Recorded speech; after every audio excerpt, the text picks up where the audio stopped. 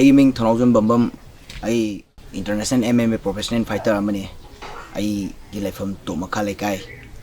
आई गी बाबा गी मिंग ना थनौजम रोमेश सिंह आई गी ममा गी मिंग ना थनौजम ओंबी कविता देवी आई गी चिनाव अहुम सुई आई गी नाउपा गी मिंग ना थनौजम विक्रमजीत सिंह आई गी इचनुपी गी मिंग ना थनौजम सोफिया देवी आई कोई मनाक्ता लाइबा स्कूल बाल विकास केंद्र दा क्लास नर्सरी दगिना क्लास 1 बौक तमजरे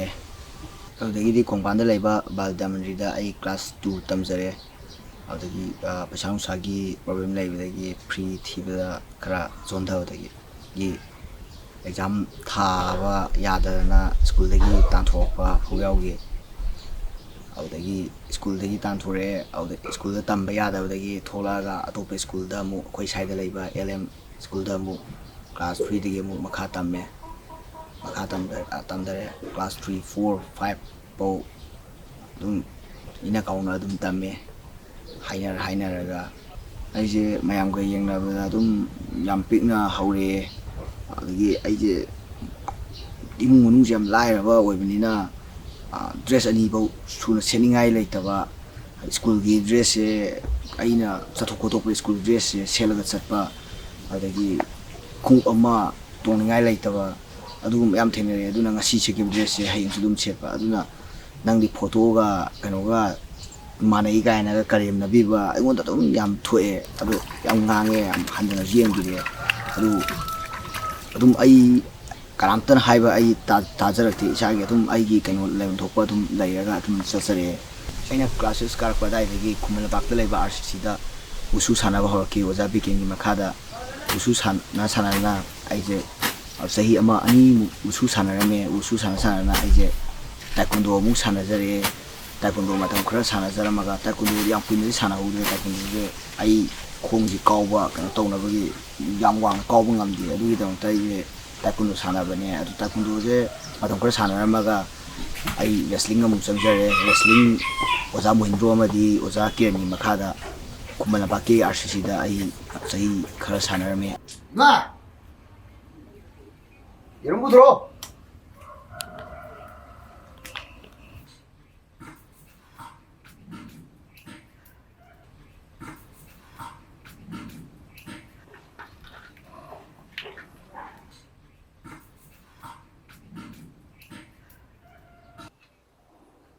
레슬링 사나사나 아이 복싱다 목성세 복싱다 오자너지 아마디 오자 보쟁이 마카다 복싱 트레이닝 떠오래 오자진다주 अदुम आइजे कोई इमुंगनी फिबम जे उबुरगा आइजे थबा अमा तहुनबा हाइबगी आसादा बॉक्सिंग फजना प्रैक्टिस तोहनबिरे ओजाना जिरो ओजा बोजनना अदु आइगी आइना इवेंट मैम अमा आइ टच तौजरे जिदि आइदी MMA दा फोकस तौरगा लाखपनिना MMA जे कमाइ तौ सानागनी मतमदुदि अखोय MMA पामजरगा MMA साना निगजु MMA सानाबम लेतबा मणिपुर अइना खंगजबदा अइना ताजबदा KMC कंगलेपाक मिक्स मार्शल ना ओजा फ्रेंगना ट्रेन तौबा MMA सानबम अमा खक्ति लय अदु मदुगी मफमदुदा ट्रेन तौबा आइजे कनाना कदाइदा लैगे कोगे आइगोन गाइड तौबिनबा लैतबा अदुना आई इवेंट जे अतोपसे मम अदुबाइना टच तौरे अइना तौदबा इवेंट जे आम लैत्रे मार्शल कमरी लेनबा इवेंट लोइनमक टच तौवे आई MMA से सागतनबो होनरपदा इवेंट मैम आई खरखरा याम कनो तौद्रगसु आइदे खरखरदि लोइनमक आइगी रूल सिंबा अदगी अदुम खरा मखै तमजरे अदुना मॉर्निंग ना रेसलिंग चलगा इवनिंग ना बॉक्सिंग चटपा अदे मंडे गा ट्यूसडे गिना बॉक्सिंग सानाबा मॉर्निंग जे अदुगा कनो वेडनेसडे गा ना कनो गना अमु कनो सानाबा कि बॉक्सिंग सानाबा अदुमाइना हप्ता आमदा इवेंट अनि हुम मॉर्निंग दा खाइदोकपने अदुमाइन तौरगा चले ओजाना सांग नाइदबगी ngang नंग अदुमाइन चांग नाइददि यारो खोरे अखोय सिददि गायनगा तांथोकनी खोकनी गायन nganगakpa याम नुंगाइतबा याम लाइगे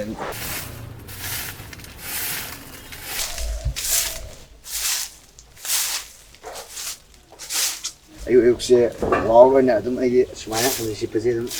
हैनबि ओइरेगा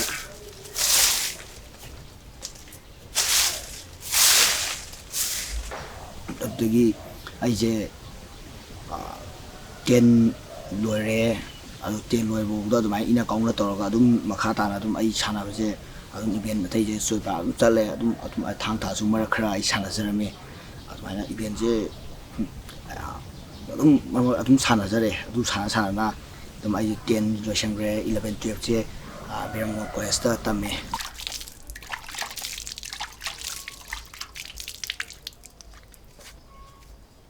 ꯊꯧꯅꯥꯎꯖꯝ ꯕꯤꯀ꯭ꯔꯝꯖꯤꯠ ꯑꯩ ꯗꯤ ꯑꯦꯝ ꯀꯣꯂꯦꯖ ꯑꯣꯐ ꯁꯥꯏꯟꯁꯇ ꯃꯦꯊꯃꯦꯇꯤꯛꯁ ꯑꯣꯅꯔꯁꯇ ꯁꯦꯀꯦꯟ ꯁꯦꯝ ꯀꯥꯖꯔꯤ ꯑꯩ ꯕꯃꯣꯟꯒꯤ ꯃꯅꯥꯎ ꯅꯨꯄꯥꯅꯤ ꯑꯩꯈꯣꯏ ꯗꯥꯁꯦ ꯀꯩ ꯍꯥꯏꯅꯤ ꯌꯨꯝꯒꯤ ꯌꯦꯡꯕꯗ ꯑꯌꯥꯝꯕ ꯁꯥꯟꯅꯕꯁꯦ ꯉꯝꯗꯕ ꯃꯇꯥꯡ ꯃꯃꯥꯡꯗ ꯌꯥꯝ ꯌꯥꯎꯈ꯭ꯔꯦ ꯍꯧꯖꯤꯛꯇꯕꯨ ꯀꯩ ꯍꯥꯏꯅꯤ ꯃꯌꯥꯝꯒꯤ ꯁꯞꯄꯣꯔꯠꯅ ꯉꯝꯖꯔꯛꯄꯅꯤ ꯍꯥꯟꯅꯗꯤ ꯌꯨꯝꯒꯤ ꯌꯦꯡꯅꯕ ꯂꯥꯛꯅꯕꯗ ꯎ ꯁꯨꯕ ꯑꯗꯨꯗꯒꯤ ꯆꯦꯛ ꯑꯗꯨꯗꯒꯤ ꯂꯧꯕꯨꯛꯀꯤ ꯑꯃꯨꯛ ꯆꯠꯅꯕ ꯍꯣꯠꯅꯕꯗ ꯌꯥꯝꯅ ꯑꯗꯨꯝ ꯋꯥꯔꯛꯑꯦ ꯑꯗꯣ ꯃꯥꯅ ꯑꯗꯨꯝ ꯌꯨꯝꯁꯦ ꯑꯗꯨꯝ ꯌꯦꯡꯉ ꯂꯥꯛꯑꯦ ꯑꯩꯈꯣꯏ ꯕꯥꯁꯨ 2019ꯗ ꯂꯩꯈꯤꯗ꯭ꯔꯕꯅꯤꯅ ꯃꯥꯅ ꯑꯍꯟꯁꯦ ꯑꯣꯏꯔꯕꯅꯤꯅ ꯅꯨꯄꯥꯗ ꯑꯍꯟ ꯑꯣꯏꯔꯕꯅꯤ나 ꯌꯨꯝꯁꯤꯒꯤ ꯀꯩ ꯍꯥꯏꯅꯤ ꯃꯄꯨꯡ ꯑꯣꯏꯅ ꯌꯦꯡꯕꯁꯦ ꯑꯩꯈꯣꯏ ꯃꯥꯅ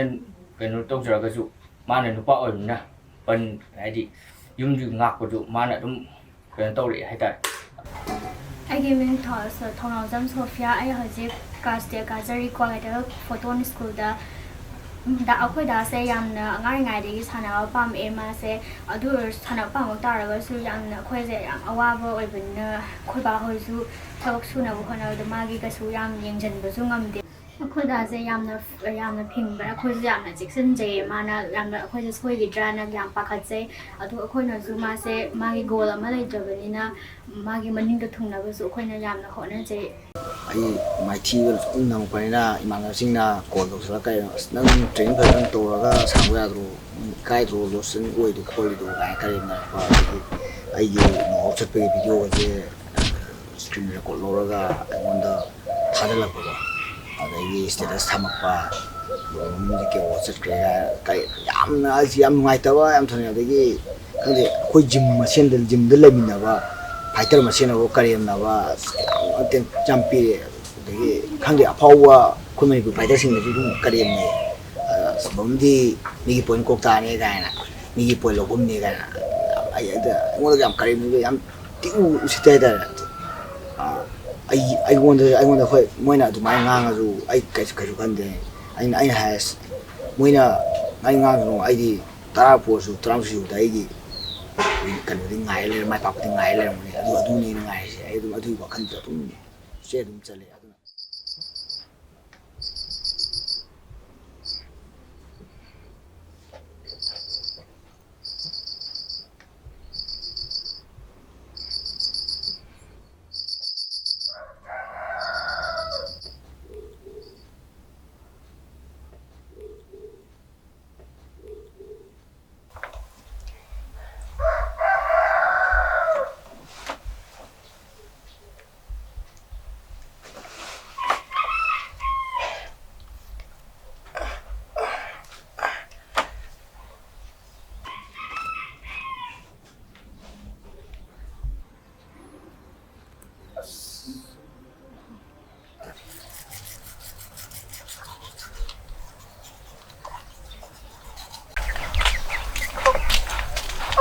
ꯃꯔꯨꯝꯁꯤꯅꯕ ꯆꯥꯡ ꯅꯥꯏꯅ ꯀꯣꯛꯇꯦ ꯌꯦꯡꯉꯦꯅ ꯃꯔꯨꯝꯁꯦ ꯐꯖꯅ ꯀꯣꯛꯅꯤ ꯑꯩ ꯐꯥꯏꯠ ꯀꯨꯏꯔꯛꯇꯕꯅꯤ ꯁꯤ ꯀꯌꯥ ꯀꯣꯏꯖꯥꯠꯅꯣ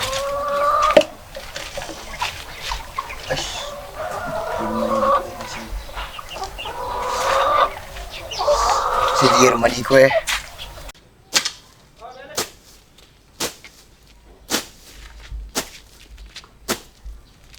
ꯎꯕꯤ ꯏꯕꯦꯝꯆꯥꯛ ꯑꯗꯒꯤ ꯑꯦꯂꯥꯏꯁ ꯀꯕꯤꯇꯥ ꯑꯗꯨ ꯑꯩꯒꯤ ꯏꯆꯥ 3 ꯂꯩ 3 ꯅꯨꯄꯥ 2 ꯅꯨꯄꯤ ꯑꯃ ꯑꯗꯩ ꯏꯆꯥ ꯅꯨꯄꯥ ꯑꯍꯟꯁꯤꯅ ꯕꯝꯕꯝ ꯑꯅꯤꯁꯨꯕꯗꯅ ꯕꯤꯀꯝꯖꯤꯠ ꯑꯗꯩ ꯅꯨꯄꯤꯁꯤꯅ ꯁꯣꯐꯤꯌꯥ ꯀꯧꯏ ꯑꯗꯣ ꯏꯆꯥ 3ꯃꯛꯁꯦ ꯁꯦꯝꯅꯕ ꯂꯥꯡꯅꯕꯗ ꯑꯩꯁꯦ ꯑꯁꯨꯛꯀꯤ ꯃꯇꯤꯛ ꯋꯥꯔꯒꯁꯨ ꯃꯤ ꯃꯃꯥꯡꯗ ꯏꯆꯥ ꯁꯦꯝꯗꯕ ꯌꯥꯗꯦ ꯍꯥꯏꯕꯒꯤ ꯊꯧꯅꯥꯗ ꯑꯩꯅ ꯑꯁꯨꯛꯀꯤ ꯃꯇꯤꯛ ꯑꯉꯝꯕ ꯑꯐꯪꯕ ꯊꯕꯛꯁꯦ ꯆꯤꯜꯍꯥꯎ ꯊꯤꯗꯅ ꯏꯆꯥꯒꯁꯦ ꯑꯁꯨꯛꯀꯤ ꯃꯇꯤꯛ ꯃꯤ ꯃꯇꯤꯛ ꯆꯥꯕ ꯑꯣꯏꯗꯕ ꯌꯥꯗꯦ ꯍꯥꯏꯗꯅ ꯈꯟꯗꯅ ꯑꯩꯅ ꯍꯣꯠꯅꯔꯤꯕꯁꯤ ꯐꯥꯎꯕꯗꯤ ꯑꯗꯨꯕꯨ ꯏꯆꯥ ꯕꯝꯕꯝꯁꯤꯅ ꯂꯥꯏꯔꯤꯛ ꯂꯣꯝꯗꯗꯤ ꯇꯧꯗ꯭ꯔꯦ ꯃꯥ ꯀ꯭ꯂꯥꯁ 12 ꯐꯥꯎꯗꯤ ꯌꯧꯍꯧꯗ꯭ꯔꯦ ꯊꯥꯅꯕꯗꯤ ꯇꯧꯔꯒꯁꯨ ꯏꯆꯥ 2ꯗꯨꯃꯗꯤ ꯑꯃꯅ BA ꯁꯦꯀꯦꯟ ꯏꯌꯥꯔꯗ ꯀꯥꯔꯦ ꯑꯃꯅ 12 ꯀꯥꯔꯤ ꯑꯗꯣ ꯃꯣꯏꯅ ꯑꯉꯥꯡ ꯑꯣꯏꯔꯤꯉꯩꯗꯒꯤ ꯍꯧꯅ ꯃꯣꯏꯁꯤ ꯂꯥꯏꯔꯤꯛꯁꯤꯡꯁꯤꯗ ꯑꯁꯨꯛꯀꯤ ꯃꯇꯤꯛ ꯊꯋꯥꯏ ꯌꯥꯎꯔꯛꯏ ꯌꯥꯎꯕꯗꯤ ꯑꯗꯨꯕꯨ ꯑꯩꯅ ꯂꯥꯏꯔꯤꯛꯁꯤ ꯇꯝꯍꯟꯕꯁꯤ ꯉꯝꯃꯛꯇꯕꯗꯒꯤ ꯕꯝꯕꯝꯁꯤꯅ ꯁꯥꯟꯅꯐꯝꯗ ꯑꯣꯟꯈꯤꯕꯅꯦꯕ ꯁꯥꯟꯅꯕꯁꯤꯅ ꯏꯃꯥ ꯑꯅꯤꯁꯤꯅ ꯑꯃꯨꯛ ꯁꯦꯝꯃꯣ ꯑꯩꯅ ꯁꯥꯟꯅꯕꯗ ꯑꯣꯏꯅ ꯆꯠꯂꯒꯦ ꯁꯥꯟꯅꯕꯁꯦ ꯑꯁꯨꯛꯀꯤ ꯃꯇꯤꯛ ꯃꯥꯅ ꯄꯥꯝꯖꯩ ꯑꯉꯥꯡ ꯑꯣꯏꯔꯤꯉꯩꯗ ꯁꯨꯝ ꯑꯉꯥꯡ ꯇꯧꯕꯒꯤꯗꯤ ꯑꯩꯈꯣꯏꯒꯤ ꯂꯩꯀꯥꯏꯒꯤ ꯂꯝꯄꯥꯛꯇꯗꯤ ꯀꯌꯥ ꯁꯥꯟꯅꯔꯛꯇꯦ ꯇꯧꯕꯗꯤ ꯃꯥꯅ ꯏꯍꯥꯟ ꯍꯥꯟꯕꯗꯤ ꯏꯅꯥꯎꯄꯥ ꯑꯃꯅ ꯎꯁꯨ ꯍꯥꯏꯕ꯭ꯔꯥ ꯎꯁꯥꯅ ꯑꯗꯨꯝ ꯄꯨꯁꯟꯕꯤꯔꯦ ꯑꯗꯨ ꯄꯨꯁꯟꯕ ꯃꯇꯨꯡꯗꯒꯤꯗꯤ ꯔꯦꯁꯂꯤꯡ ꯑꯃꯨꯛ ꯈꯔ ꯑꯃꯨꯛ ꯁꯥꯟꯅꯔꯦ ꯇꯥꯏꯃꯤꯡꯗꯨꯗꯩꯗ ꯑꯃꯨꯛ ꯃꯣꯏ ꯄꯨꯅꯦꯗ ꯀꯩꯅꯣ ꯇꯧꯅꯤꯅ ꯑꯥꯔꯃꯤ ꯕꯣꯏꯁꯀꯤ ꯆꯠꯅꯤ ꯍꯥꯏꯗꯅ ꯂꯧꯕꯗꯨ ꯌꯥꯎꯅꯤ ꯍꯥꯏꯅ ꯆꯠꯈ꯭ꯔꯦ ꯑꯗꯒꯤ ꯄꯨꯅꯦꯗꯒꯤ ꯄꯨꯅꯦ ꯌꯧꯗ꯭ꯔꯤꯉꯩꯗ ꯂꯝꯕꯤꯗ ꯏꯁꯤꯡ ꯂꯩꯕꯅꯦꯅ ꯀꯨꯝꯃꯨꯕꯗꯒꯤ ꯇ꯭ꯔꯦꯟ ꯊꯧꯈꯤꯗꯅ ꯃꯊꯟꯇ ꯀꯉꯥꯎꯅꯗꯅ ꯏꯆꯥꯁꯦ ꯅꯨꯃꯤꯠ 4 ꯑꯃꯨꯛ ꯃꯥꯡꯉꯨꯔꯦ ꯅꯨꯃꯤꯠ 4 ꯃꯥꯡꯉꯨꯔ ꯍꯜꯂꯛꯄꯗꯒꯤꯗꯤ ꯐꯪꯕꯗꯤ ꯅꯨꯃꯤꯠ 4 ꯂꯩꯔꯀꯥꯟꯗ ꯐꯪꯉꯒꯁꯨ ꯑꯁꯨꯛꯀꯤ ꯃꯇꯤꯛ ꯊꯋꯥꯏꯗꯤ ꯋꯥꯔꯦ ꯕꯝꯕꯝꯁꯦ ꯏꯁꯨ ꯅꯨꯄꯥ ꯃꯥꯅ ꯑꯍꯟꯅꯤꯗꯣ ꯏꯁꯨ ꯅꯨꯄꯥꯗ ꯍꯥꯟꯅꯗꯤ ꯌꯥꯝ ꯅꯨꯡꯁꯤꯅ ꯀꯩꯅꯣ ꯇꯧꯖꯔꯛꯄ ꯑꯗꯨ ꯃꯥ ꯃꯃꯤꯡ ꯕꯝꯕꯝ ꯀꯧꯈ꯭ꯔꯤꯁꯦ ꯃꯄꯨꯅ ꯑꯉꯥꯡ ꯑꯣꯏꯔꯤꯉꯩꯗ ꯃꯥꯁꯤ ꯃꯣꯝꯄꯥꯛꯇ ꯍꯤꯞꯄꯒ ꯁꯨꯝ ꯁꯥꯟꯅꯕꯗ ꯕꯝ ꯁꯨꯝ ꯇꯧꯕꯗꯒꯤ ꯕꯝꯕꯝ ꯍꯥꯏꯅ ꯀꯧꯈꯤꯕꯅꯦꯕꯀꯣ ꯑꯁ ꯃꯥꯅ ꯁꯤ ꯁꯥꯟꯅꯔꯛꯄꯁꯤꯗꯗꯤ ꯑꯩꯈꯣꯏꯅ ꯑꯃꯨꯛꯁꯨ ꯌꯥꯎꯍꯟꯅꯤꯡꯉꯝꯗꯦ ꯑꯗꯩ ꯍꯧꯖꯤꯛꯇꯤ ꯃꯥꯒꯤ ꯑꯄꯥꯝꯕꯗꯣ ꯇꯧꯖꯔꯁꯅꯨ ꯏꯁꯥꯕꯨ ꯁꯤꯟꯅꯗ꯭ꯔꯗꯤꯅ ꯈꯜꯂꯛꯑꯦꯕ ꯑꯩꯈꯣꯏꯁꯦ ꯃꯥꯒꯤ ꯑꯄꯥꯝꯕ ꯇꯧꯖꯔꯁꯅꯨꯅ ꯊꯥꯗꯣꯛꯑꯦ ꯋꯥꯔꯁꯨ ꯋꯥꯅ ꯇꯧꯖꯔꯁꯅꯨ ꯃꯃꯥꯅꯁꯨ ꯋꯥꯏ ꯃꯥꯒꯤ ꯄꯩꯁꯥ ꯃꯌꯥꯝꯁꯤ ꯃꯦꯟꯅꯕ ꯍꯣꯠꯅꯕꯗ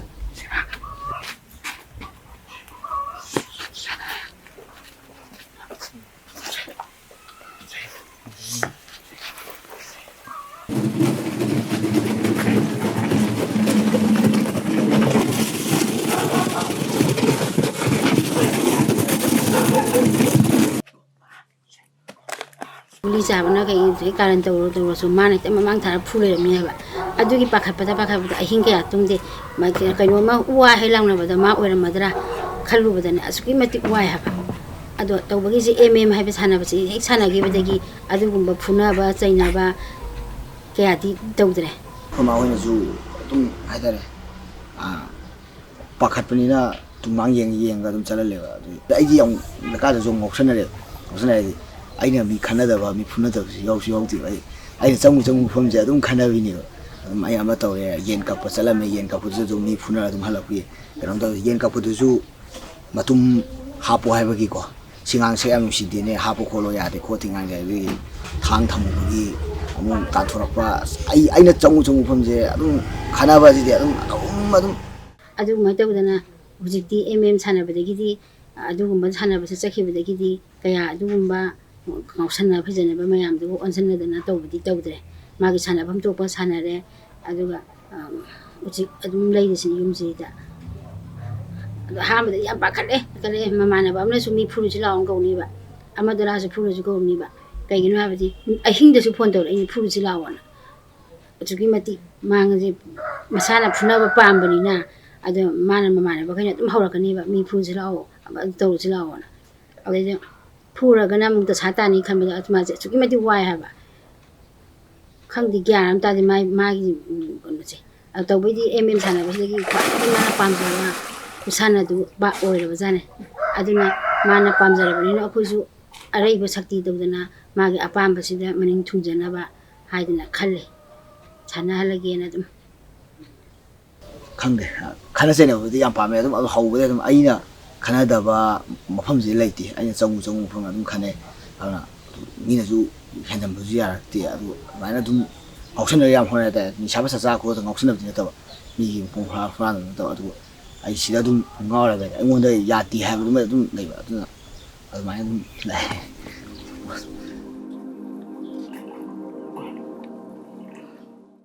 2019 ꯑꯣꯏꯗꯣꯏꯅꯦ ꯑꯩꯒꯤ ꯑꯍꯥꯟꯕ MMA ꯐꯥꯏꯠ ꯊꯣꯛꯄꯁꯤ 2019ꯗ ꯑꯍꯥꯟꯕ ꯊꯣꯛꯇꯣꯏꯅꯦ ꯈꯕꯔꯗ ꯁꯨꯃꯥꯏꯅ ꯇꯣꯔꯅꯥꯃꯦꯟ ꯑꯃ ꯐꯥꯏꯠ ꯑꯃ MMA ꯐꯥꯏꯠ ꯑꯃ ꯁꯤꯟꯗꯧꯔꯤ ꯆꯥꯏꯅꯕ ꯀꯧꯏ ꯁꯨꯃꯥꯏꯅ ꯇꯧꯋꯦ ꯈꯣꯠꯂꯦ ꯃꯐꯝꯁꯤꯗ ꯁꯤꯟꯒꯅꯤ ꯏꯟꯇꯔꯦꯁ ꯂꯩꯕ ꯐꯥꯏꯇꯔꯁꯤꯡ ꯀꯟꯇꯦꯛ ꯇꯧꯕꯤꯌꯣ ꯍꯥꯏꯅ ꯑꯩ ꯈꯕꯔꯗ ꯊꯦꯡꯅꯖꯕꯗꯒꯤ ꯑꯩ ꯀꯣꯜ ꯇꯧꯔꯦ ꯌꯥꯝ ꯊꯨꯅ ꯇꯧꯔꯦ ꯑꯩ ꯐꯣꯟ ꯇꯧꯔꯒ ꯑꯩ ꯐꯣꯟ ꯂꯩꯔꯝꯗ꯭ꯔꯦ ꯃꯃꯥꯏ ꯐꯣꯟꯗꯒꯤ ꯇꯧꯔꯒ ꯑꯩ ꯀꯣꯜ ꯇꯧꯔꯦ ꯃꯩ ꯌꯥꯎꯗꯕꯗꯒꯤ ꯃꯃꯥꯏ ꯀꯣꯜꯗ ꯇꯧꯔꯦ ꯑꯗꯨꯗ ꯍꯧꯖꯤꯛ ꯃꯅꯤꯄꯨꯔꯒꯤ ꯃꯃꯤꯡ ꯂꯩꯕ ꯐꯥꯏꯇꯔ ꯖꯣꯖꯣ ꯔꯥꯖꯀꯨꯃꯥꯔꯤꯀꯣ ꯃꯥꯒꯤ ꯃꯦꯅꯦꯖꯔ ꯑꯣꯏꯕ ꯑꯣꯖꯥ ꯔꯨꯄꯦꯟꯗ꯭ꯔ ꯑꯣꯖꯥ ꯔꯨꯄꯦꯟꯗ꯭ꯔꯒꯤ ꯅꯝꯕꯔ ꯑꯣꯏ ꯂꯩꯔꯝꯃꯦ ꯑꯩꯅ ꯀꯣꯜ ꯇꯧꯋꯦ ꯑꯩꯅ ꯑꯣꯖꯥ ꯁꯨꯃꯥꯏꯅ ꯇꯧꯋꯦ ꯈꯣꯠꯂꯦ ꯑꯩ MMA ꯁꯤ ꯌꯥꯝ ꯄꯥꯝꯖꯩ ꯈꯣꯠꯂꯦ ꯑꯩ ꯁꯥꯟꯅꯖꯒꯦ ꯈꯣꯠꯀꯦ ꯃꯇꯝꯗꯨꯗ ꯑꯩ ꯋꯦꯠ 52 ꯂꯩꯌꯦ ꯑꯗꯨꯗ ꯃꯥꯅ ꯍꯥꯏ ꯅꯪ ꯋꯦꯠ ꯀꯌꯥ ꯂꯩꯒꯦ ꯈꯣꯠꯀꯦ ꯃꯤꯁꯤ ꯍꯧꯖꯤꯛꯇꯤ ꯐꯥꯏꯇꯔꯁꯦ ꯂꯤꯃꯤꯠ ꯑꯣꯏꯔꯦ ꯐꯥꯏꯇꯔꯁꯦ ꯂꯤꯃꯤꯠ ꯑꯣꯏꯔꯦ ꯐꯨꯜ ꯑꯣꯏꯔꯦ ꯑꯗꯣ ꯐꯥꯏꯠ ꯀꯥꯔꯠ ꯔꯦꯗꯤ ꯑꯣꯏꯔꯦ ꯑꯗꯨꯅ ꯐꯥꯏꯇꯔ ꯑꯇꯣꯞꯄ ꯂꯧꯔꯔꯣꯏ ꯈꯣꯠꯂꯔꯣꯏ ꯍꯥꯏꯔꯦ ꯑꯗ ꯑꯩꯅ ꯁꯥꯔ ꯌꯥꯔꯒꯗꯤ ꯑꯩꯒꯤ ꯆꯥꯟꯁ ꯑꯝꯇ ꯄꯤꯕꯤꯌꯣ ꯑꯩꯕꯨ ꯀꯦꯁꯇ ꯀꯥꯕ ꯑꯩꯒꯤ ꯑꯁꯥꯁꯦ ꯑꯇꯩ ꯑꯣꯏꯗꯦ ꯑꯩꯅ ꯀꯦꯁꯇ ꯀꯥꯕ ꯖꯥꯂꯤ ꯃꯅꯨꯡꯁꯤꯗ ꯀꯦꯁ ꯖꯥꯂꯤ ꯃꯅꯨꯡꯁꯤꯗ ꯑꯩ ꯑꯃꯨꯛꯇꯪ ꯀꯥꯕ ꯐꯪꯖꯔꯒꯗꯤ ꯑꯩ ꯌꯥꯔꯦ ꯍꯥꯏꯕꯒꯤ ꯑꯩꯉꯣꯟꯗ ꯁꯤꯔꯝ ꯂꯩ ꯑꯗꯨꯃꯇꯪ ꯆꯪꯕ ꯐꯪꯈꯤ ꯇꯥꯔꯗꯤ ꯐꯥꯏꯠꯇꯣ ꯍꯧꯖꯤꯛ ꯃꯅꯤꯄꯨꯔꯒꯤ ꯑꯣꯏꯕ ꯍꯥꯏꯗꯤ ꯀꯪꯂꯩꯄꯥꯛ ꯃꯤꯛꯁ ꯃꯁꯥꯅ ꯁꯤꯟꯕꯅꯦꯕ KMC ꯁꯤꯟꯕꯅꯤꯅ ꯍꯧꯖꯤꯛꯀꯤ MMAꯒꯤ ꯑꯣꯖꯥ ꯐ꯭ꯔꯦꯡ ꯅꯥꯗꯩꯕ ꯐ꯭ꯔꯦꯡ ꯑꯩꯈꯣꯏ ꯑꯣꯖꯥ ꯐ꯭ꯔꯦꯡꯁꯦ ꯃꯥꯁꯨ ꯁꯤꯟꯕꯅꯤꯅ ꯃꯥꯒꯁꯨ ꯊꯦꯡꯅꯕ ꯐꯪꯒꯅꯤ ꯑꯩꯒꯤ ꯃꯇꯨꯡꯗ ꯑꯩꯒꯤ ꯃꯈꯥ ꯇ꯭ꯔꯦꯅꯤꯡ ꯇꯧꯕꯒꯤ ꯈꯨꯗꯣꯡꯆꯥꯕ ꯍꯥꯏꯗꯤ ꯃꯥꯒ ꯎꯅꯔꯒꯗꯤ ꯐꯪꯒꯅꯤ ꯍꯥꯏꯕꯒꯤ ꯑꯗꯨꯒꯤ ꯀꯩꯅꯣꯗꯨꯗ ꯑꯣꯏꯅ ꯂꯩꯈ꯭ꯔꯦꯕ ꯑꯗꯨꯅ ꯐꯥꯏꯠꯁꯦ ꯑꯩ ꯊꯣꯛꯇꯕ ꯌꯥꯗꯦ ꯍꯥꯏꯕ ꯑꯗꯨꯒꯤ ꯋꯥꯈꯜꯗꯣ ꯑꯗꯨꯝ ꯂꯩ ꯑꯗꯨꯅ ꯑꯩ ꯑꯣꯖꯥ ꯀꯟꯇꯦ ꯑꯣꯖꯥ ꯑꯩ ꯆꯥꯟꯁ ꯑꯝꯇ ꯄꯤꯕꯤꯌꯨ ꯅꯪꯒꯤ ꯋꯦꯠꯇꯨꯗꯗꯤ ꯃꯤ ꯂꯩꯔꯣꯏ ꯈꯣꯠꯂꯣꯏ ꯑꯗꯣ ꯅꯪ ꯍꯥꯟꯅ ꯐꯥꯎꯕ ꯍꯧꯔꯝꯃꯒꯗꯤ ꯐꯒꯗꯕꯅꯤ ꯈꯣꯠꯀꯗꯕꯅꯤ ꯑꯩꯉꯣꯟꯗ ꯍꯥꯏꯔꯒ ꯑꯩꯅ ꯑꯣꯖꯥ ꯌꯥꯔꯒꯗꯤ ꯆꯥꯟꯁ ꯑꯝꯇ ꯄꯤꯕꯤꯌꯣ ꯑꯩ ꯀꯦꯁ ꯑꯝꯇ ꯀꯥꯍꯟꯕꯤꯌꯣꯅ ꯑꯩꯅ ꯍꯥꯏꯔꯦ ꯐꯔꯦ ꯑꯗꯨꯗꯤ ꯌꯦꯡꯉꯁꯦ ꯑꯗꯨꯒ ꯑꯩ ꯉꯥꯏꯍꯥꯛ ꯂꯩꯔꯒ ꯀꯣꯜ ꯇꯧꯔꯛꯀꯦꯅ ꯑꯩꯉꯣꯟꯗ ꯍꯥꯏꯔꯛꯑꯦ ꯑꯗꯨꯗꯒꯤ ꯑꯩꯁꯨ ꯉꯥꯏꯔꯦ ꯐꯣꯟ ꯑꯃꯨꯛꯀ ꯉꯥꯏꯔꯦ ꯑꯗꯣ ꯇꯧꯔꯛꯇ꯭ꯔꯦ ꯑꯗꯣ ꯑꯃꯨꯛ ꯍꯟꯖꯤꯜꯂꯒ ꯇꯧꯔꯦ ꯄꯥꯏꯔꯛꯇ꯭ꯔꯦ ꯉꯥꯏꯍꯥꯛ ꯂꯩꯔꯒ ꯀꯣꯜ ꯇꯧꯔꯛꯑꯦ ꯑꯣꯖꯥꯅ ꯅꯪ ꯋꯦꯠ 61ꯗ ꯁꯥꯟꯅꯒꯦꯔꯥꯅ ꯍꯥꯏ 61 ꯂꯩꯕ ꯃꯤ ꯑꯃ ꯂꯩ ꯑꯗꯨ ꯃꯥ 58ꯇ ꯆꯤꯡꯉꯛꯀꯅꯤ ꯑꯗꯨꯗ ꯁꯥꯟꯅꯔꯣꯅ ꯍꯥꯏ ꯑꯩ ꯑꯦꯃꯦꯆꯔ ꯐꯥꯏꯠ ꯑꯃꯨꯛ ꯇꯥꯗꯕꯤꯗ ꯄ꯭ꯔꯣꯐꯦꯁꯅꯦꯜ ꯐꯨꯅꯈꯤꯕ ꯍꯥꯏꯗꯤ ꯑꯦꯃꯦꯆꯔ ꯀꯩꯅꯣ ꯐꯥꯏꯠꯁꯦ ꯁꯥꯟꯅꯗꯕꯤꯗ ꯈꯣꯡ ꯇꯥꯛꯇꯕꯤꯗ ꯄ꯭ꯔꯣꯐꯦꯁꯅꯦꯜ ꯌꯥꯝ ꯐꯨꯅꯈꯤꯕ ꯍꯥꯏꯗꯤ ꯁꯥꯟꯅꯅꯤꯡꯕꯩ ꯃꯌꯥꯏ MMA ꯀꯦꯁꯁꯨ ꯀꯥꯅꯕ ꯍꯣꯠꯅꯕꯗ ꯑꯩ ꯑꯗꯨꯗ ꯍꯥꯏꯔꯦ ꯑꯣꯖꯥꯅ ꯁꯥꯟꯅꯒꯦꯔꯥ ꯃꯤ ꯑꯃꯗꯤ ꯂꯩ ꯍꯥꯏ ꯑꯩ ꯑꯣꯄꯣꯅꯦꯟ ꯀꯅꯥꯅꯣ ꯈꯪꯗ꯭ꯔꯦ ꯑꯩꯗꯤ ꯋꯦꯠ ꯗꯤꯐ꯭ꯔꯦꯟꯁꯁꯦ ꯀꯌꯥꯝ ꯂꯩꯒꯦ ꯃꯇꯝꯗ ꯑꯩ 52 ꯂꯩꯌꯦ ꯑꯗꯣ ꯃꯥꯁꯨ 61 ꯂꯩꯕꯅꯤ 58ꯇ ꯂꯥꯛꯄꯅꯤ ꯑꯗꯣ ꯐꯥꯏꯠ ꯋꯦꯠꯇꯣ ꯑꯗꯨꯒ ꯐꯥꯏꯠ ꯅꯥꯏꯠ ꯋꯦꯠ ꯇꯧꯋꯤꯗꯅ ꯋꯦꯠ ꯑꯣꯟꯗ꯭ꯔꯦ ꯑꯣꯟꯗ꯭ꯔꯦ ꯍꯥꯏꯗꯤ ꯑꯣꯟꯗ꯭ꯔꯦ ꯍꯥꯏꯕꯗꯤ ꯃꯌꯥꯝ ꯂꯣꯏ ꯋꯦꯠ ꯑꯣꯟꯕ ꯂꯣꯏꯕ ꯂꯣꯏ ꯂꯣꯏꯈ꯭ꯔꯕꯅꯦ ꯍꯥꯏꯗꯤ ꯐꯥꯏꯠ 2ꯒꯤ ꯐꯥꯏꯠ ꯀꯥꯔꯠ ꯐꯨꯜ ꯑꯣꯏꯔꯦ ꯐꯥꯏꯇꯔ ꯐꯨꯜ ꯑꯣꯏꯔꯕꯅꯦꯕ ꯑꯗꯣ ꯃꯥꯒꯤ ꯐꯥꯏꯇꯔ ꯂꯥꯛꯇꯕꯗꯨꯗ ꯑꯩꯒꯤ ꯑꯣꯄꯣꯔꯆꯨꯅꯤꯇꯤ ꯑꯃ ꯄꯤꯕꯤꯔꯛꯄ ꯍꯥꯏꯇꯥꯔꯦ ꯑꯩ ꯁꯥꯟꯅꯕꯒꯤ ꯈꯨꯗꯣꯡꯆꯥꯕ ꯄꯤꯔꯛꯄ ꯑꯗꯨꯗ ꯑꯩꯗꯣ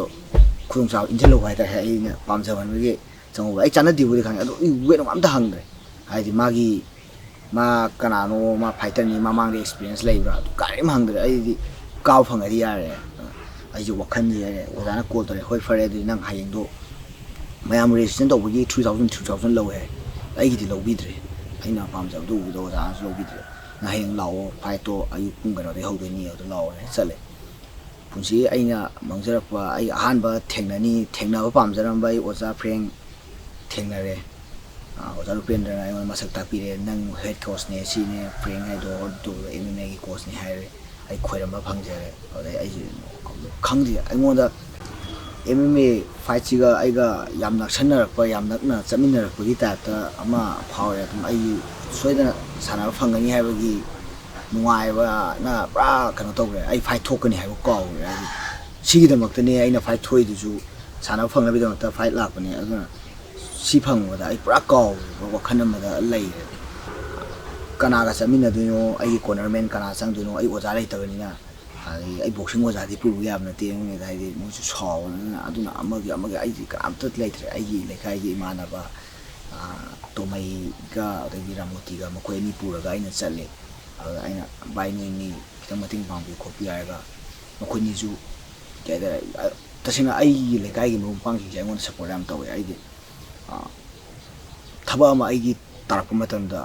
ꯑꯩꯉꯣꯟꯗꯒꯤ ꯃꯣꯏꯅ ꯍꯥꯟꯅ ꯃꯃꯥꯡ ꯊꯥꯔꯒ ꯆꯠꯂꯦ ꯃꯣꯏꯅꯁꯨ ꯌꯥꯝ ꯄꯥꯝꯖ ꯌꯥꯝ ꯑꯩꯉꯣꯟꯗ ꯏꯟꯈꯠꯄꯤꯕ ꯍꯥꯏꯗꯤ ꯀꯩꯒꯨꯝꯕ ꯆꯤꯡꯊꯕꯤꯕꯒꯤ ꯋꯥꯈꯜ ꯑꯃꯠꯇ ꯂꯩꯇꯦ ꯑꯩꯒꯤ ꯏꯃꯥꯟꯅꯕꯁꯤꯡꯁꯦ ꯑꯗꯨꯅ ꯃꯈꯣꯏꯅ ꯑꯩꯁꯦ ꯇꯣꯃꯩꯒ ꯃꯣꯇꯤꯒꯁꯤꯅ ꯑꯩꯁꯦ ꯆꯠꯃꯤꯟꯅꯅꯕ ꯃꯤ ꯂꯩꯇꯕꯒꯤ ꯏꯃꯨꯡꯁꯨ ꯌꯥꯗꯕꯅꯤꯅ ꯏꯃꯨꯡꯁꯨ ꯐꯥꯏꯠ ꯊꯣꯛꯀꯅꯤ ꯍꯥꯏꯕꯁꯦ ꯍꯥꯏꯗꯕ ꯑꯗꯨꯅ ꯍꯥꯏꯔꯒꯗꯤ ꯑꯃꯨꯛ ꯊꯤꯡꯉꯛꯇꯣꯏꯕ ꯑꯗꯨꯅ ꯑꯩꯁꯦ ꯎꯪꯉ ꯂꯩꯔꯦ ꯃꯣꯏꯅꯤ ꯂꯥꯛꯑꯦ ꯒꯥꯔꯤꯁꯨ ꯂꯩꯇꯕ ꯑꯗꯣ ꯏꯃꯥꯟꯅꯕꯅ ꯒꯥꯔꯤ ꯄꯨꯔ ꯂꯥꯛꯑꯦ ꯀꯩꯒꯤꯅ ꯑꯗꯨꯃꯥꯏꯅ ꯇꯧꯗꯣꯏꯅꯣ ꯂꯥꯛꯑꯣ ꯆꯠꯁꯤ ꯈꯣꯠꯁꯤ ꯀꯩꯗꯧꯕꯒꯤ ꯑꯩꯈꯣꯏ ꯃꯌꯥꯝ ꯂꯩꯁꯤꯗꯤ ꯇꯧꯔꯒ ꯃꯣꯏ ꯄꯨꯔꯒ ꯆꯠꯂꯦ ꯑꯗꯨꯒ ꯏꯃꯥꯟꯅꯕꯒꯩꯅ ꯑꯗꯨꯝ ꯏꯟꯅꯔꯒ ꯈꯣꯠꯂ ꯋꯥꯡ ꯇꯧꯔꯒ ꯑꯩꯁꯦ ꯐꯥꯏꯠ ꯊꯣꯛꯑꯦ ꯍꯣꯏ ꯃꯣꯏꯒꯤ ꯍꯧꯖꯤꯛꯀꯤ ꯑꯩꯒꯤ ꯑꯣꯄꯣꯅꯦꯟꯗꯨꯒꯤ ꯀꯩꯅꯣꯁꯤꯡꯁꯤꯗꯤ ꯍꯔꯥꯎꯔꯦ ꯑꯩꯒ ꯇꯥꯕꯗ ꯑꯉꯥꯡ ꯃꯆꯥꯁꯤꯕꯨ ꯍꯥꯏꯕꯒꯤ ꯋꯥꯈꯜꯗ ꯄꯨꯔꯥ ꯀꯩꯁꯨ ꯇꯧꯔꯦ ꯑꯩ ꯋꯥꯈꯜꯗ ꯑꯗꯨꯝ ꯑꯩꯒꯤ MMA ꯍꯥꯏꯔꯤꯁꯦ ꯑꯩꯉꯣꯟꯗ ꯆꯦꯜꯂꯛꯄ ꯋꯥꯈꯜꯗ ꯂꯩꯀꯥꯏꯗ ꯏꯃꯥꯟꯅꯕ ꯐꯨꯅꯕ ꯑꯗꯨꯒꯤ ꯋꯥꯈꯜꯗ ꯑꯗꯨꯝ ꯆꯠꯄꯅꯤꯅ ꯑꯩ ꯃꯋꯥ ꯂꯧꯗꯦ ꯑꯩ ꯗꯔꯀꯥꯔ ꯇꯥꯗꯦ ꯆꯪꯕ ꯆꯪꯉꯗꯤ ꯑꯩ ꯂꯣꯏꯁꯤꯟꯒꯅꯤ ꯍꯥꯏꯕ ꯋꯥꯈꯜ ꯑꯗꯨꯒꯤ ꯀꯩꯅꯣꯗꯨꯗ ꯑꯗꯨꯝ ꯎꯡꯉ ꯂꯩꯒꯅꯤ ꯑꯩꯁꯨ ꯗꯔꯀꯥꯔ ꯇꯥꯗꯦꯅ ꯂꯩꯔꯦ ꯀꯦꯁ ꯀꯥꯔꯦ ꯑꯍꯥꯟꯕ ꯑꯩ ꯀꯦꯁ ꯀꯥꯕ ꯄꯨꯔꯥ ꯍꯥꯏꯇꯥꯔꯦ ꯐꯅꯌꯥꯝ ꯑꯩ ꯋꯥꯈꯜꯗ ꯍꯥꯏꯗꯤ ꯆꯪꯉꯝꯗꯥꯏꯒꯤ ꯈꯣꯏꯔꯝꯕꯗꯨꯗꯒꯤ ꯍꯧꯔꯒ ꯑꯩ ꯌꯥꯝ ꯅꯨꯡꯉꯥꯏꯕ ꯍꯥꯏꯇꯥꯔꯦ ꯑꯩ ꯄꯨꯟꯁꯤꯗ ꯑꯩꯅ ꯐꯪꯉꯔꯣꯏ ꯈꯜꯂꯝꯕ ꯄꯣꯠ ꯑꯃ ꯀꯥꯕ ꯐꯪꯉꯛꯄꯒꯤ ꯅꯨꯡꯉꯥꯏꯕ ꯌꯥꯝ ꯆꯤꯡꯁꯤꯜꯂꯛꯄ ꯏꯁꯥꯗ ꯑꯗꯨꯃ ꯐꯥꯎꯔꯦ ꯑꯗꯒꯤ ꯍꯦꯛ ꯀꯥꯟꯁꯤꯟꯈ꯭ꯔꯒꯅ ꯉꯁꯥꯏꯒꯤ ꯑꯩꯉꯣꯟꯗ ꯂꯩꯔꯝꯕ ꯊꯧꯅꯥ ꯃꯌꯥꯝꯗꯣ ꯄꯨꯔꯥ ꯃꯥꯡꯈꯤꯕ ꯍꯥꯏꯇꯥꯔꯦ ꯋꯥꯈꯜꯗ ꯑꯍꯥꯟꯕ ꯀꯥꯕꯒꯤ ꯊꯛꯀꯠꯄ ꯁꯤꯗꯒꯤꯗꯤ ꯃꯊꯪ ꯀꯔꯤ ꯇꯧꯔꯛꯇꯣꯏꯅꯣ ꯀꯔꯤ ꯍꯥꯏꯔꯛꯇꯣꯏꯅꯣ ꯀꯥꯏꯅ ꯏꯁꯥ ꯆꯃꯝꯅ ꯄꯨꯔꯥ ꯋꯥꯈꯜꯁꯦ ꯄꯨꯔꯥ ꯖꯔ ꯑꯣꯝꯁꯤꯟꯈ꯭ꯔꯦ ꯑꯃꯨꯛ ꯍꯥꯏꯗꯤ ꯀꯥꯔꯝꯗꯥꯏꯗꯅ ꯑꯃꯨꯛ ꯀꯥꯕ ꯐꯪꯒꯅꯤ ꯍꯥꯏꯕꯒꯤ ꯅꯨꯡꯉꯥꯏꯕ ꯆꯪꯈ꯭ꯔꯀꯥꯟꯗꯅ ꯑꯃꯨꯛ ꯑꯩꯉꯣꯟꯗ ꯐꯥꯎꯕ ꯄꯨꯔꯥ ꯍꯥꯏꯇꯥꯔꯦ ꯊꯛꯀꯠꯄꯒ ꯀꯩꯒꯀꯣ ꯄꯨꯔꯥ ꯀꯩꯅꯣ ꯇꯧꯔꯦ ꯑꯗꯨꯗꯒꯤꯗꯤ ꯑꯩꯁꯦ 43 ꯁꯦꯀꯦꯟꯗ ꯃꯥꯅ ꯅꯣꯛ ꯑꯥꯎꯠ ꯊꯥꯏꯌꯦ ꯍꯥꯏꯗꯤ ꯑꯩꯒꯤ ꯕꯦꯛꯒ꯭ꯔꯥꯎꯟꯁꯦ ꯔꯦꯁꯂꯤꯡ ꯕꯦꯛꯒ꯭ꯔꯥꯎꯟ ꯑꯣꯏꯌꯦ ꯔꯦꯁꯂꯤꯡꯁꯦ ꯅꯣꯀꯥꯎꯠ ꯆꯠꯄꯁꯦ ꯒ꯭ꯌꯥꯟ ꯇꯥꯍꯧꯕ꯭ꯔꯕ ꯀꯃꯥꯏꯅ ꯄꯥꯟꯈꯤꯕꯅꯣ ꯈꯣꯠꯄꯅꯣ ꯒ꯭ꯌꯥꯟ ꯇꯥꯍꯧꯋꯦ ꯑꯩ ꯍꯥꯏꯖꯒꯦ ꯑꯩꯁꯦ ꯀꯩꯅꯣ ꯇꯧꯔꯦ ꯔꯦꯁꯂꯤꯡ ꯕꯦꯛꯒ꯭ꯔꯥꯎꯟ ꯑꯣꯏꯕꯅꯤꯅ ꯒ꯭ꯔꯥꯎꯟꯗ ꯑꯌꯥꯝꯕꯅ ꯇꯧꯋꯦ ꯑꯩ ꯀꯩꯅꯣ ꯆꯪꯉꯒ ꯁꯨꯠ ꯆꯪꯉ ꯈꯣꯠꯂꯒ ꯊꯥꯡꯒꯠ ꯈꯣꯠꯄ ꯑꯗꯨꯝ ꯃꯌꯥꯝ ꯇꯧꯋꯦ ꯑꯗꯣ ꯃꯥꯁꯦ ꯑꯍꯥꯟꯕꯗ ꯑꯩꯉꯣꯟꯗ ꯀꯩꯅꯣ ꯊꯥꯔꯛꯄꯅꯦ ꯃꯥꯏꯗ ꯀꯧꯔꯛꯄꯅꯦ ꯐꯦꯁ ꯀꯤꯛ ꯑꯗꯨꯗ ꯑꯩꯗꯣ ꯈꯤꯇꯪ ꯂꯩꯊꯣꯛꯏꯀꯥꯟꯗꯨꯗ ꯆꯣꯡꯁꯤꯜꯂꯒ ꯁꯥꯏꯠ ꯀꯤꯛꯇ ꯀꯩꯅꯣ ꯀꯥꯎꯔꯝꯃꯒ ꯈꯣꯡꯁꯦ ꯍꯦꯛ ꯇꯥꯕꯒ ꯇꯥꯔꯤ ꯈꯣꯡꯗꯨꯅ ꯃꯥꯁꯨ ꯎꯁꯨ ꯄ꯭ꯂꯦꯌꯔꯅꯤꯅ ꯌꯥꯝ ꯊꯨꯏ ꯍꯦꯛ ꯇꯥꯔꯛꯄꯒ ꯇꯥꯔꯤ ꯈꯣꯡꯗꯣ ꯑꯗꯨꯝ ꯀꯥꯎꯁꯜꯂꯛꯄꯅꯦꯕ ꯊꯕꯥꯛꯇ ꯑꯗꯨꯗ ꯁꯣꯝ ꯁꯥꯏꯗ ꯀꯥꯎꯗꯕ ꯁꯤꯒꯤ ꯅꯥꯛꯆꯦꯞꯁꯤꯗ ꯑꯣꯏꯅ ꯊꯥꯈꯤꯕ ꯍꯥꯏꯇꯥꯔꯦ ꯁꯤ ꯀꯂꯔꯕꯨ ꯑꯣꯏꯅ ꯐꯛꯀꯠꯂꯛꯄꯅꯦ ꯁꯤ ꯀꯩꯅꯣꯁꯦ ꯐꯛꯀꯠꯂꯛꯄꯅꯦ ꯑꯗꯨꯒ ꯑꯗꯨ ꯍꯦꯛ ꯇꯥꯕꯒꯤ ꯁꯤ ꯇꯧꯔꯒ ꯑꯩꯈꯣꯏ ꯖꯥꯂꯤꯗꯨꯗ ꯏꯁꯥꯁꯦ ꯏꯟꯁꯤꯜꯂꯛꯑꯦꯒ ꯖꯥꯂꯤꯗꯨꯗꯤ ꯑꯃꯨꯛ ꯍꯟꯇꯣꯔꯛꯄ ꯇꯥꯏꯃꯤꯡꯗꯣ ꯑꯗꯨꯗ ꯑꯩꯈꯣꯏꯅꯤꯁꯦ ꯀꯣꯟꯁꯤꯟꯅꯔꯦꯕ ꯑꯗꯨꯒ ꯑꯩꯅ ꯃꯥꯁꯦ ꯊ꯭ꯔꯣꯌꯤꯡ ꯇꯧꯋꯦꯕ ꯂꯪꯊꯩꯌꯦꯕ ꯍꯦꯛ ꯂꯪꯕꯒ ꯊ꯭ꯔꯣꯌꯤꯡ ꯍꯦꯛ ꯇꯧꯕ ꯍꯦꯛ ꯊꯥꯗꯕꯒ ꯃꯥꯅ ꯆꯣꯛ ꯇꯧꯔꯒ ꯑꯩ ꯑꯗꯨꯝ ꯑꯗꯨꯗ ꯊꯥꯏ ꯑꯍꯥꯟꯕ ꯅꯣꯛ ꯑꯥꯎꯠ ꯑꯃꯨꯛ ꯆꯠꯂꯦ ꯑꯗꯨꯗ ꯑꯃꯨꯛ ꯑꯩꯁꯦ ꯀꯥꯎꯟ ꯆꯥꯔꯒ ꯁꯦꯀꯦꯟꯗ ꯑꯃꯨꯛ ꯃꯥꯅ ꯆꯣꯛ ꯇꯧꯔꯒ ꯒꯨꯂꯤꯇꯤꯟꯗ ꯑꯩ ꯂꯣꯏꯁꯜꯂꯦ ꯃꯥꯅ ꯑꯗꯨ ꯌꯥꯝ ꯊꯤꯅ ꯁꯣꯛꯑꯦ ꯑꯗꯨꯒ ꯌꯥꯝ ꯅꯨꯡꯁꯤꯕ ꯑꯗꯨꯗ ꯃꯣꯏꯒꯤ ꯒꯦꯁ ꯐꯝꯕꯈꯩꯅ ꯀꯥꯈꯠꯂꯒ ꯑꯩꯉꯣꯟꯗ ꯂꯨꯄꯥ 1,000ꯒ ꯄꯤꯕꯤꯔꯛꯑꯦ ꯌꯥꯝ ꯅꯨꯡꯁꯤꯕ ꯍꯥꯏꯗꯤ ꯑꯩꯉꯣꯟꯗ ꯐꯥꯏꯠ ꯑꯍꯥꯟꯕ ꯐꯪꯕꯒꯤ ꯄꯩꯁꯥꯅꯦ ꯀꯥꯏꯅ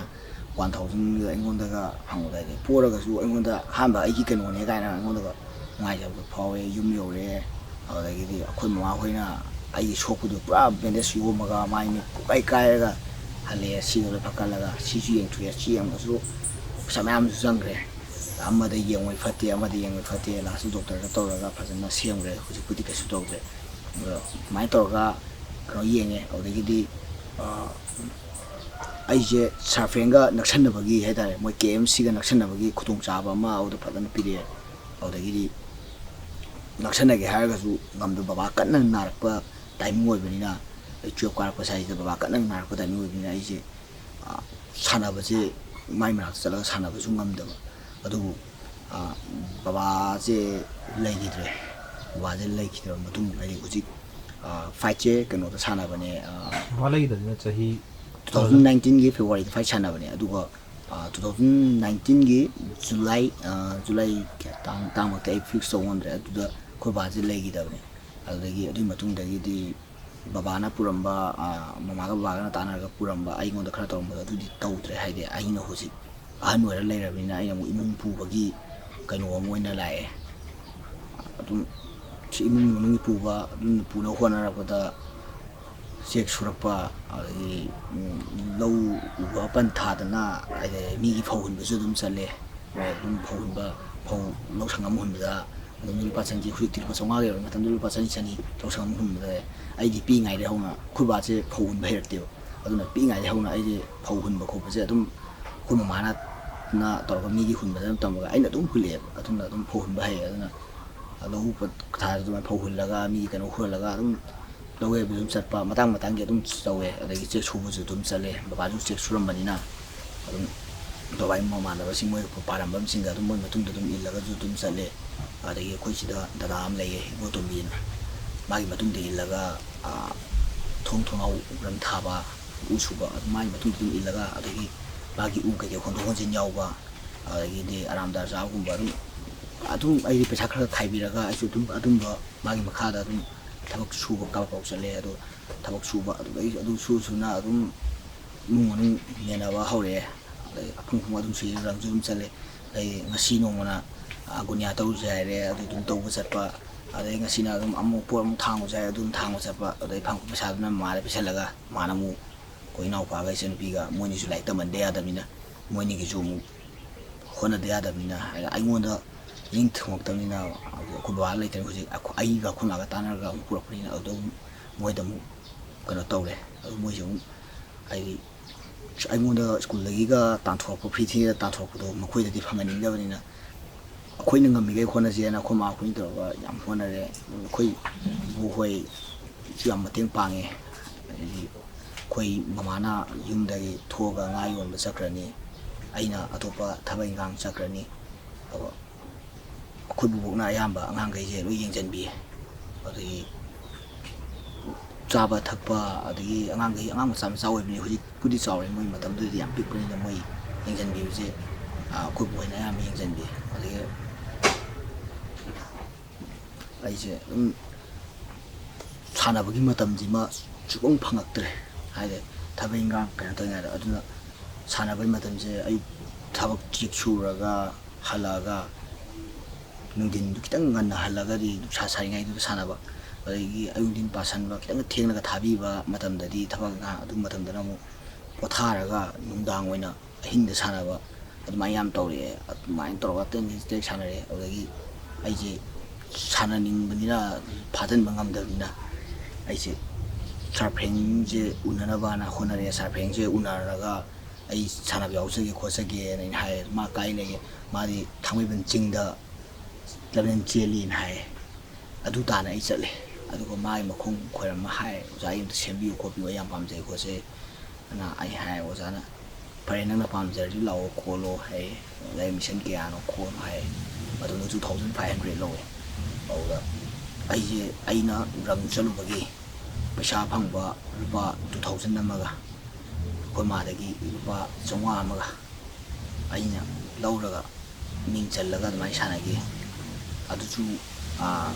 ꯐ꯭ꯔꯤ ꯊꯤꯕ ꯇꯁꯦꯡꯅ ꯑꯩ ꯉꯝꯗꯦ ꯍꯥꯏꯗꯤ ꯑꯣꯖꯥꯅꯁꯨ ꯌꯥꯝ ꯌꯦꯡꯕꯤ ꯍꯥꯏꯕꯗꯤ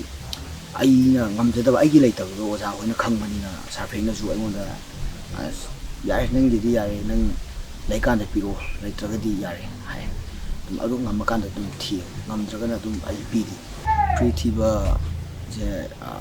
ꯑꯗꯨꯝ ꯉꯝꯗ ꯍꯥꯏꯗꯤ ꯑꯩꯒꯤ ꯂꯨꯄꯥ 1,500 ꯄꯨꯊꯣꯛꯑꯒ ꯊꯤꯅꯤꯡꯉꯥꯏ ꯑꯩꯉꯣꯟꯗ ꯄꯩꯁꯥꯗꯣ ꯂꯩꯇꯦ ꯑꯗꯨ ꯁꯥꯒꯠꯅꯕ ꯍꯣꯠꯅꯕꯗ ꯌꯥꯝꯅ ꯋꯥꯏ ꯇꯁꯦꯡꯅ ꯒ꯭ꯂꯣꯞ ꯎꯞꯅꯤꯡꯉꯥꯏ ꯂꯩꯔꯛꯇꯦ ꯑꯗꯨꯅ ꯑꯩ ꯑꯃꯠꯇ ꯂꯩꯕ ꯉꯝꯃꯛꯇꯦ ꯑꯗꯨꯅ ꯑꯗꯨꯒꯤ ꯄꯩꯁꯥꯗꯣ ꯁꯥꯒꯠꯅꯕ ꯍꯣꯠꯅꯕꯗ ꯌꯥꯝ ꯋꯥꯏ ꯑꯗꯨꯅ ꯑꯣꯖꯥꯅꯁꯨ ꯈꯪꯕꯅꯤ나 ꯅꯪꯒꯤꯗꯤ ꯌꯥꯔꯦ ꯅꯪꯒꯤ ꯂꯩꯕ ꯀꯥꯟꯗ ꯄꯤꯔꯛꯑꯣ ꯂꯩꯇ꯭ꯔꯒꯗꯤ ꯌꯥꯔꯦ ꯍꯥꯏꯗꯅ ꯐ꯭ꯔꯤ ꯀꯌꯥ ꯑꯃꯁꯨ ꯂꯧꯕꯤꯔꯛꯇꯦ ꯑꯗꯨꯒ ꯌꯥꯝ ꯐꯖꯅ ꯌꯦꯡꯕꯤꯔꯛꯑꯦ ꯆꯥꯕ ꯊꯛꯄ ꯗꯥꯏꯠ ꯅꯨꯡ ꯀꯌꯥ ꯑꯩ ꯃꯇꯦꯡ ꯌꯥꯝ ꯄꯥꯡꯕꯤꯔꯛꯑꯦ ꯑꯣꯖꯥꯅ ꯑꯗꯨ ꯃꯇꯝ ꯁꯥꯡꯅ ꯑꯣꯖꯥꯒ ꯄꯨꯜꯂꯨ ꯇꯝꯃꯝꯗ꯭ꯔꯦ ꯁꯤꯒꯤ ꯑꯀꯣꯏꯕꯁꯦ ꯂꯐꯨ ꯉꯥꯛꯇꯅꯦꯕ ꯑꯩꯈꯣꯏꯒꯤ ꯂꯐꯨ ꯐꯧ ꯀꯩꯅꯣꯒꯤ ꯑꯀꯣꯏꯕꯁꯦ ꯑꯗ ꯂꯐꯣꯏ ꯑꯃꯠꯇ ꯆꯥꯕ ꯐꯪꯗꯦ ꯑꯩꯅ ꯂꯐꯨꯁꯦ ꯑꯗꯨꯝ ꯊꯨꯗꯦꯛꯄ ꯊꯕꯛ ꯍꯦꯛ ꯄꯥꯜꯂꯛꯄꯁꯤꯡꯗ ꯑꯗꯨꯝ ꯀꯥꯎꯕ ꯂꯐꯨꯁꯦ ꯑꯩꯅ ꯀꯥꯎꯕ ꯊꯨꯗꯦꯛꯄ ꯑꯗ ꯑꯃꯠꯇ ꯂꯐꯣꯏꯁꯦ ꯃꯄꯨꯡ ꯐꯥꯕ ꯑꯣꯏꯕ ꯉꯝꯗꯦꯕ ꯗꯔꯒ ꯇꯨꯡꯁꯤꯜꯂꯒ ꯄꯩꯁꯥꯁꯦ ꯈꯤꯇꯪ ꯌꯥꯝꯈꯠꯂꯛꯄꯒ ꯏꯃꯨꯡꯒꯤ ꯂꯩꯇꯕ ꯑꯗꯨ ꯂꯩꯇ꯭ꯔꯦ ꯑꯉꯥꯡꯁꯦ ꯍꯥꯏꯗꯤ ꯕꯕꯥꯗ ꯍꯥꯏꯔꯝꯕ ꯄꯣꯠꯇꯣ ꯏꯅꯥꯎꯄꯥꯅ ꯍꯧꯖꯤꯛꯇ ꯑꯩꯉꯣꯟꯗ ꯍꯥꯏꯔꯦ ꯗꯥ ꯕꯣꯏ ꯂꯩꯇꯦ ꯑꯩ ꯍꯌꯦꯡ ꯀꯩꯅꯣ ꯂꯩ ꯄ꯭ꯔꯣꯖꯦꯛ ꯋꯥꯔꯛꯀꯤ ꯑꯗꯨ ꯄꯤꯒꯗꯕꯅꯤ ꯈꯥꯛꯆꯜꯂꯒ ꯊꯝꯕ ꯉꯝꯗꯦꯕ ꯑꯍꯟ ꯑꯣꯏꯔꯛꯄꯅꯤꯅ ꯑꯗꯨꯅ ꯑꯗꯨꯝ ꯄꯨꯊꯣꯛꯄꯤꯕꯗ ꯑꯩ ꯀꯩ ꯅꯨꯃꯤꯠꯇ ꯒ꯭ꯂꯣꯞ ꯎꯞꯄ ꯐꯪꯗꯣꯏꯅꯣ ꯀꯥꯏꯅ ꯋꯥꯈꯜꯗ ꯅꯨꯡꯉꯥꯏꯇꯕꯁꯨ ꯌꯥꯝ ꯈꯜꯂꯦ ꯑꯗꯩ ꯑꯩꯁꯦ ꯁꯥꯟꯅꯕ ꯃꯨꯟꯅ ꯁꯥꯟꯅ ꯐꯪꯉꯔꯣꯏꯗ꯭ꯔꯥ ꯀꯥꯏꯅ ꯑꯣꯖꯥ ꯐ꯭ꯔꯦꯡꯗꯐꯧꯗ ꯑꯩꯅ ꯇꯣꯛꯑꯒꯦ ꯍꯥꯏꯔꯝꯗꯅ ꯇꯨꯃꯤꯟꯅ ꯂꯦꯞꯊꯣꯛꯈꯤꯑꯦ ꯑꯗꯨꯒꯤ ꯃꯇꯨꯡꯗ ꯑꯩꯁꯦ ꯐꯦꯁꯕꯨꯛꯇ ꯑꯩ ꯚꯤꯗꯤꯑꯣꯁꯦ ꯑꯗꯨꯝ ꯑꯞꯂꯣꯗ ꯇꯧꯋꯦ ꯑꯩꯒꯤ ꯑꯗꯨꯝ ꯚꯤꯗꯤꯑꯣ ꯑꯩꯒꯤ ꯅꯨꯡꯉꯥꯏꯇꯕꯒꯤ ꯈꯣꯠꯇꯕꯒꯤ ꯑꯗꯨꯝ ꯑꯋꯥꯕ ꯑꯗꯒꯤ ꯇ꯭ꯔꯦꯅꯤꯡ ꯇꯧꯕ ꯑꯍꯤꯡ ꯇꯧꯕ ꯑꯗꯨꯝ ꯎꯠꯂꯦ ꯑꯗꯨꯗ ꯍꯧꯖꯤꯛꯀꯤ ꯑꯩꯅ ꯂꯩꯔꯤꯕ ꯖꯤꯝ ꯑꯦꯁꯇꯦꯛ 5 ꯁ꯭ꯇꯨꯗꯤꯑꯣꯒꯤ ꯐꯥꯎꯟꯗꯔ ꯑꯣꯖꯥ ꯊꯥꯡꯃꯩ ꯄꯔꯃꯥꯅꯟꯗꯁꯦ ꯃꯥꯅ ꯑꯩꯉꯣꯟꯗ ꯇꯦꯛꯁ ꯇꯧꯔꯛꯑꯦ ꯅꯪꯁꯦ ꯀꯔꯥꯏꯋꯥꯏꯗꯒꯤꯅꯣ ꯅꯪꯒꯤ ꯐꯣꯟ ꯅꯝꯕꯔ ꯑꯃꯇꯪ ꯄꯥꯝꯃꯦ ꯈꯣꯠꯂꯦ ꯑꯩꯉꯣꯟꯗ ꯇꯦꯛꯁ ꯇꯧꯔꯛꯑꯦ ꯑꯩ ꯃꯦꯁꯦꯖ ꯍꯜꯂꯦ ꯅꯝꯕꯔꯗ ꯀꯣꯜ ꯇꯧꯔꯛꯑꯦ ꯅꯪ ꯌꯨꯝ ꯑꯦꯗ꯭ꯔꯦꯁꯁꯨ ꯐꯖꯅ ꯍꯥꯏꯔꯛꯑꯣ ꯈꯣꯠꯂꯣ ꯅꯪꯒꯤ ꯄꯣꯠ ꯆꯩ ꯈꯔ ꯀꯩꯅꯣ ꯇꯧꯒꯦꯅ ꯑꯗꯨꯗꯒꯤ ꯃꯤ ꯊꯥꯔꯛꯑꯦ ꯃꯥꯅ ꯑꯗꯨ ꯑꯩꯒꯤ ꯖꯤꯝꯒꯤ ꯕꯦഗ് ꯑꯗꯨꯗꯒꯤ ꯗꯥꯏꯠ ꯑꯗꯨꯗꯒꯤ ꯑꯩꯒꯤ ꯏꯀ꯭ꯋꯤꯞꯃꯦꯟ ꯍꯥꯏꯇꯥꯔꯦ ꯀꯤꯠꯆꯦꯟ ꯂꯣꯏ ꯑꯩꯉꯣꯟꯗ ꯕꯦꯒꯀ ꯇꯧꯔꯒ ꯑꯩꯉꯣꯟꯗ ꯄꯤꯔꯛꯑꯦ ꯊꯤꯜꯍꯜꯂꯛꯑꯦ ꯑꯩꯗꯤ ꯀꯩ ꯍꯥꯏꯇꯥꯔꯦ ꯑꯗꯨꯒꯤ ꯄꯩꯁꯥ ꯍꯥꯏꯔꯛꯀꯗꯣꯏꯔꯥ ꯄꯩꯁꯥ ꯁꯤ ꯂꯨꯄꯥ ꯀꯌꯥ ꯇꯥꯔꯦ ꯁꯤ ꯇꯥꯔꯦ ꯁꯤ ꯄꯤꯔꯛꯑꯣ ꯍꯥꯏꯔꯛꯀꯗꯧꯕ ꯑꯗꯨꯒꯤ ꯋꯥꯈꯜꯗꯨꯗ ꯄꯨꯔꯥ ꯂꯩꯕꯅꯤꯅ ꯑꯩꯁꯦ ꯋꯥ ꯉꯥꯡꯗ꯭ꯔꯦ ꯑꯗꯨ ꯐꯖꯅ ꯁꯥꯟꯅꯧꯅ ꯍꯥꯏꯔꯝꯃꯒ ꯃꯣꯏꯁꯨ ꯑꯗꯨꯝ ꯆꯠꯈ꯭ꯔꯦ ꯑꯗꯨꯒ ꯑꯩꯁꯨ ꯅꯨꯡꯉꯥꯏꯕ ꯍꯥꯏꯇꯥꯔꯦ ꯄꯨꯟꯁꯤꯗ ꯒ꯭ꯂꯣꯞ ꯑꯃꯨꯛꯇ ꯏꯁꯥꯒꯤ ꯑꯣꯏꯕ ꯒ꯭ꯂꯣꯞ ꯑꯃꯐꯥꯎ ꯂꯩꯖꯔꯛꯇꯕ ꯑꯩꯅ ꯒ꯭ꯂꯣꯞ ꯑꯃꯒ ꯐꯪꯉꯛꯄꯗ ꯌꯥꯝ ꯅꯨꯡꯉꯥꯏꯖꯕ ꯍꯥꯏꯇꯥꯔꯦ ꯑꯩꯉꯣꯟꯗ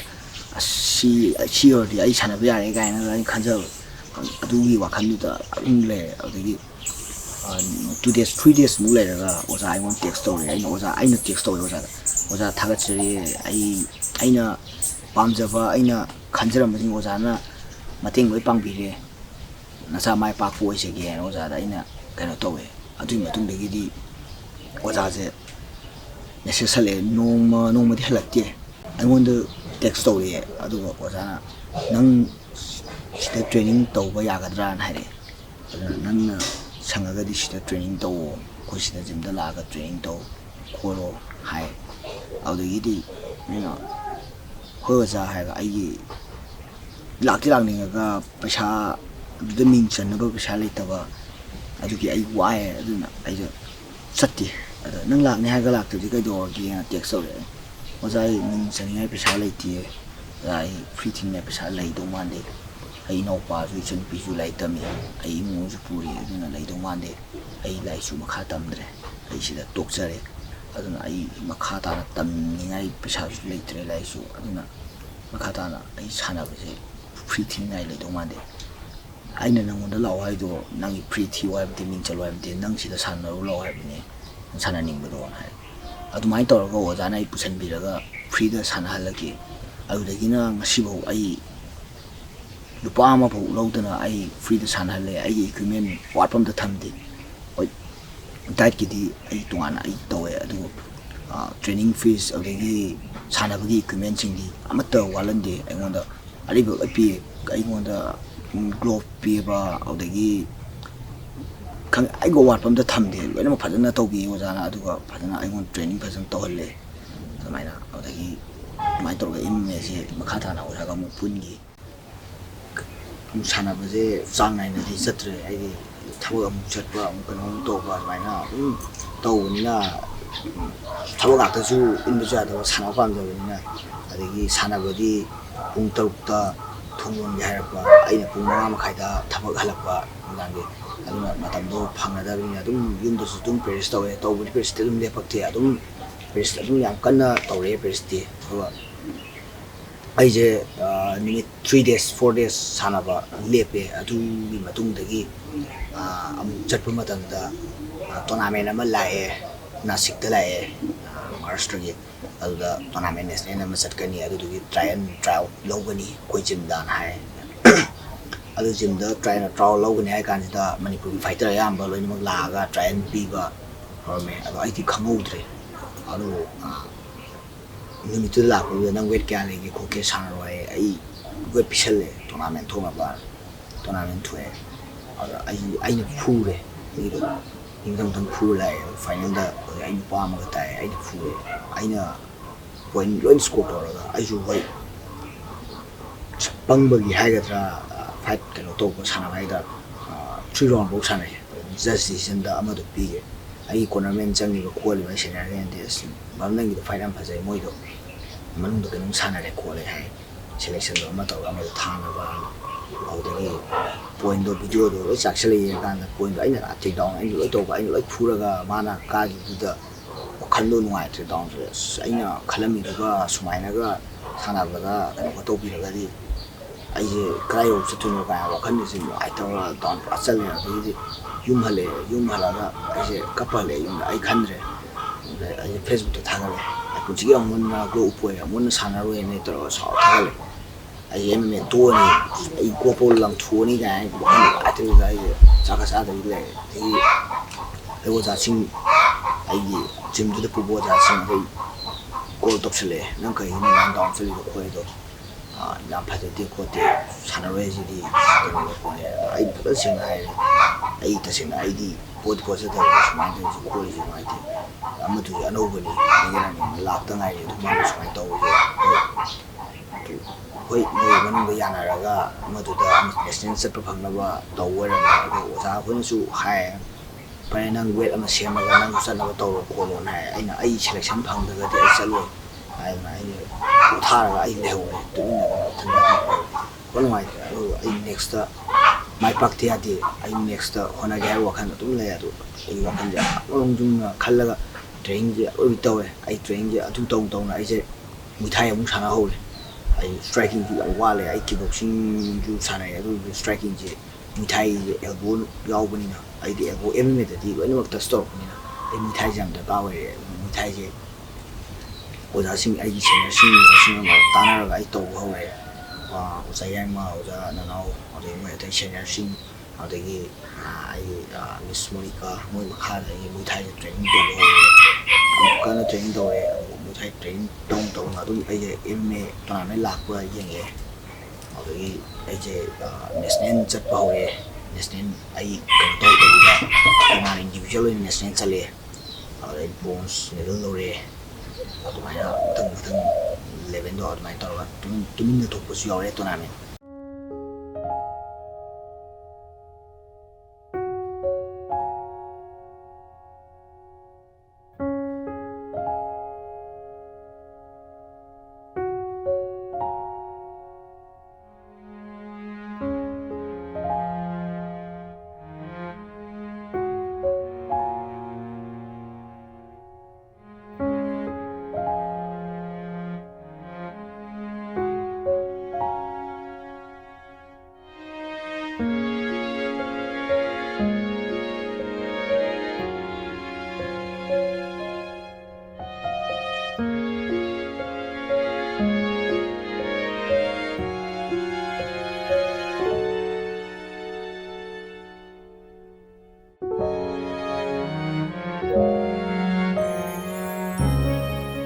ꯑꯩꯍꯥꯛꯀꯤ ꯃꯤꯡ ꯊꯥꯡꯖꯝ ꯄꯔꯃꯥꯅꯟꯗ ꯑꯩꯍꯥꯛꯀꯤ ꯂꯩꯐꯝꯅ ꯊꯥꯡꯃꯩꯕꯟ ꯁꯣꯔꯥꯝ ꯂꯩꯔꯛ ꯂꯂꯥꯃꯨ ꯃꯈꯣꯡ ꯄꯨꯈ꯭ꯔꯤꯆꯧꯕ ꯃꯃꯥꯡꯗꯒꯤꯅꯤ ꯑꯩꯍꯥꯛ ꯑꯦꯁꯇꯦꯛ ꯁ꯭ꯄꯣꯔꯠꯁ ꯑꯃꯁꯨꯡ ꯐꯥꯏꯠ ꯁ꯭ꯇꯨꯗꯤꯑꯣꯒꯤ ꯐꯥꯎꯟꯗꯔ ꯑꯣꯏꯅ ꯂꯩꯖꯔꯤ ꯊꯧꯅꯥꯎꯖꯝ ꯕꯣꯝꯕꯝꯒꯤ ꯃꯥꯒꯤ ꯏꯇꯣꯞ ꯇꯣꯞꯄ ꯄꯤꯊꯣꯛꯆꯔꯛꯄ ꯃꯍꯥꯛꯀꯤ ꯇꯦꯂꯦꯟꯠ ꯃꯔꯨꯑꯣꯏꯅ ꯑꯩꯈꯣꯏꯒꯤ ꯁ꯭ꯇ꯭ꯔꯥꯏꯀꯤꯡꯁꯤ ꯌꯥꯝ ꯐꯖꯩ ꯑꯗꯨꯒ ꯕꯣꯝꯕꯝꯒꯤꯗꯤ ꯃꯍꯥꯛꯀꯤ ꯃꯨꯛꯅꯥ ꯑꯃꯁꯨꯡ ꯔꯦꯁꯂꯤꯡꯒꯤ ꯐꯥꯎꯟꯗꯦꯁꯟ ꯂꯩꯕ ꯃꯔꯝꯅ ꯔꯦꯁꯂꯤꯡ ꯒ꯭ꯔꯥꯎꯟ MMA ꯁꯤꯗ ꯃꯍꯥꯛꯁꯨ ꯌꯥꯝ ꯐꯖꯅ ꯗꯦꯃꯣꯟꯁꯇ꯭ꯔꯦꯁꯟ ꯇꯧꯕ ꯎꯠꯈꯤ ꯇꯧꯕꯇꯕꯨ ꯐꯦꯃꯤꯂꯤꯒꯤ ꯈꯨꯗꯣꯡꯆꯥꯗꯕ ꯑꯃꯁꯨꯡ ꯐꯦꯃꯤꯂꯤꯒꯤ ꯐꯥꯏꯅꯥꯟꯁꯤꯌꯦꯜ ꯄ꯭ꯔꯣꯕ꯭ꯂꯦꯝ ꯂꯩꯕ ꯃꯔꯝꯅ ट्रेनिंग चटपगी अमसुंग ट्रेनिंग तौबगी दा चंगबा इक्विपमेंट न्यूट्रिशन अमसुंग ड्रेस नुंग एपरेल गियर सिंग चंगबा बॉक्सिंग ग्लोव MMA ग्लोव खंगाव करिका मयाम असि चंगबसी मा फाइनेंस तौब ngमगिदबा मरमना अखोइना एस्टेकना मागी दमकता अखोइ तसेंगना अखोइ थादरसी अखोइगी एफर्ट पुनमक ओजा अखोइगी हेड कोच लेबिरी अखोइगी MMA की कोच लेबिरी बॉक्सिंग की कोच लेरी दगी जुडो की कोच लेरी अदुगा ग्रेपलिंग अमसुंग ब्राजीलियन जिजित्सु की कोच मयाम चंगगा अखोइना बमम सिमदी मा सेंब थोकनी हाइना बमम की ममांग दसु अखोइ सानरोय कया मखोइ सेमजगरे फीमेल अमसुंग मेल फाइटर कया इंटरनेशनल दा हजि मखोइ मफम मफम दा मसा मसागी प्रोफेशनल थबक तौरगा अमसुंग फाइटिंग तौरगा अमसुंग ओजा ओइरगा मखोइ प्रोफेशनल लाइन दा लेजरी हंदकिसिना मखोइगी थमाजन बबमसी 2021 सिदगी अखोइ बमबमगी मरुओइना महाकी ट्रेनिंग दा चंगदबा महाकी इक्विपमेंट डाइट अमसुंग मरुओइना ट्रेनिंग मसामक्सी अखोइगी एस्टेक फाइट स्टूडियो सिदा अखोइ सिंजगी स्पॉन्सर तौजगी मागी दरकार ओइबा अखोइगी मल्टीविटामिन अमसुंग आयरन महाकी डाइट दा चंगदबा खरा अखोइना पीबा हौजगी सिगी सानबगी जर्नी असि अदुमति अखोइ अवाबा चेथेंग कयाम थेंगरखी मरमदि अखोइगी मणिपुर सि जगह खुदिमक्ता सोथरबा मरुओइना अखोइगी MMA असि रिकॉग्नाइज गेम ओइदबा मरमना स्टेट गवर्नमेंट अमसुंग नेशनल की सेंट्रल गवर्नमेंट की अखोइगी फंडिंग लेते इंसेंटिव लेते अदु इसाना होनागदबा अतोप मणिपुर की वांगबदा इंडिया दा लेइबा सिटी अचौबसिंगसिददी स्पॉन्सर लेरी कंपनी ना प्रोवाइड तौबा मखोइगी फंड रेजिंग लेरी मयाम अमा होनै अदुगा मखोइगी लोकल MLA मिनिस्टर मयाम नसु अमसुंग फ्रेंड सर्कल मोई बिजनेस की मयाम सपोर्ट तौबीबा मयाम लै अदुबु मणिपुर की ददी सिगी चेथेंग असि अदुमतिक लेबा मरमना मपानदा चटलागा अखोइ टूर्नामेंट की ट्रेनिंग तौबा टूर्नामेंट यावबा फाइट चटपगी दमकता अखोइ फ्लाइट टिकेट अखोइ ट्रेन टिकेट सिकपगी अखोइ पैसा याम वागी ट्रेनिंग की ꯑꯃꯗꯤ ꯏꯀ꯭ꯋꯤꯞꯃꯦꯟꯒꯤ ꯑꯋꯥꯠꯄꯗꯤ ꯑꯩꯈꯣꯏ ꯑꯣꯖꯥꯅ ꯊꯝꯕꯤꯗꯦ ꯑꯗꯣ ꯑꯩꯒꯤ ꯗꯥꯏꯠꯀꯤ ꯃꯇꯥꯡꯗꯗꯤ ꯑꯋꯥꯠꯄ ꯑꯗꯨꯝ ꯂꯩꯔꯦ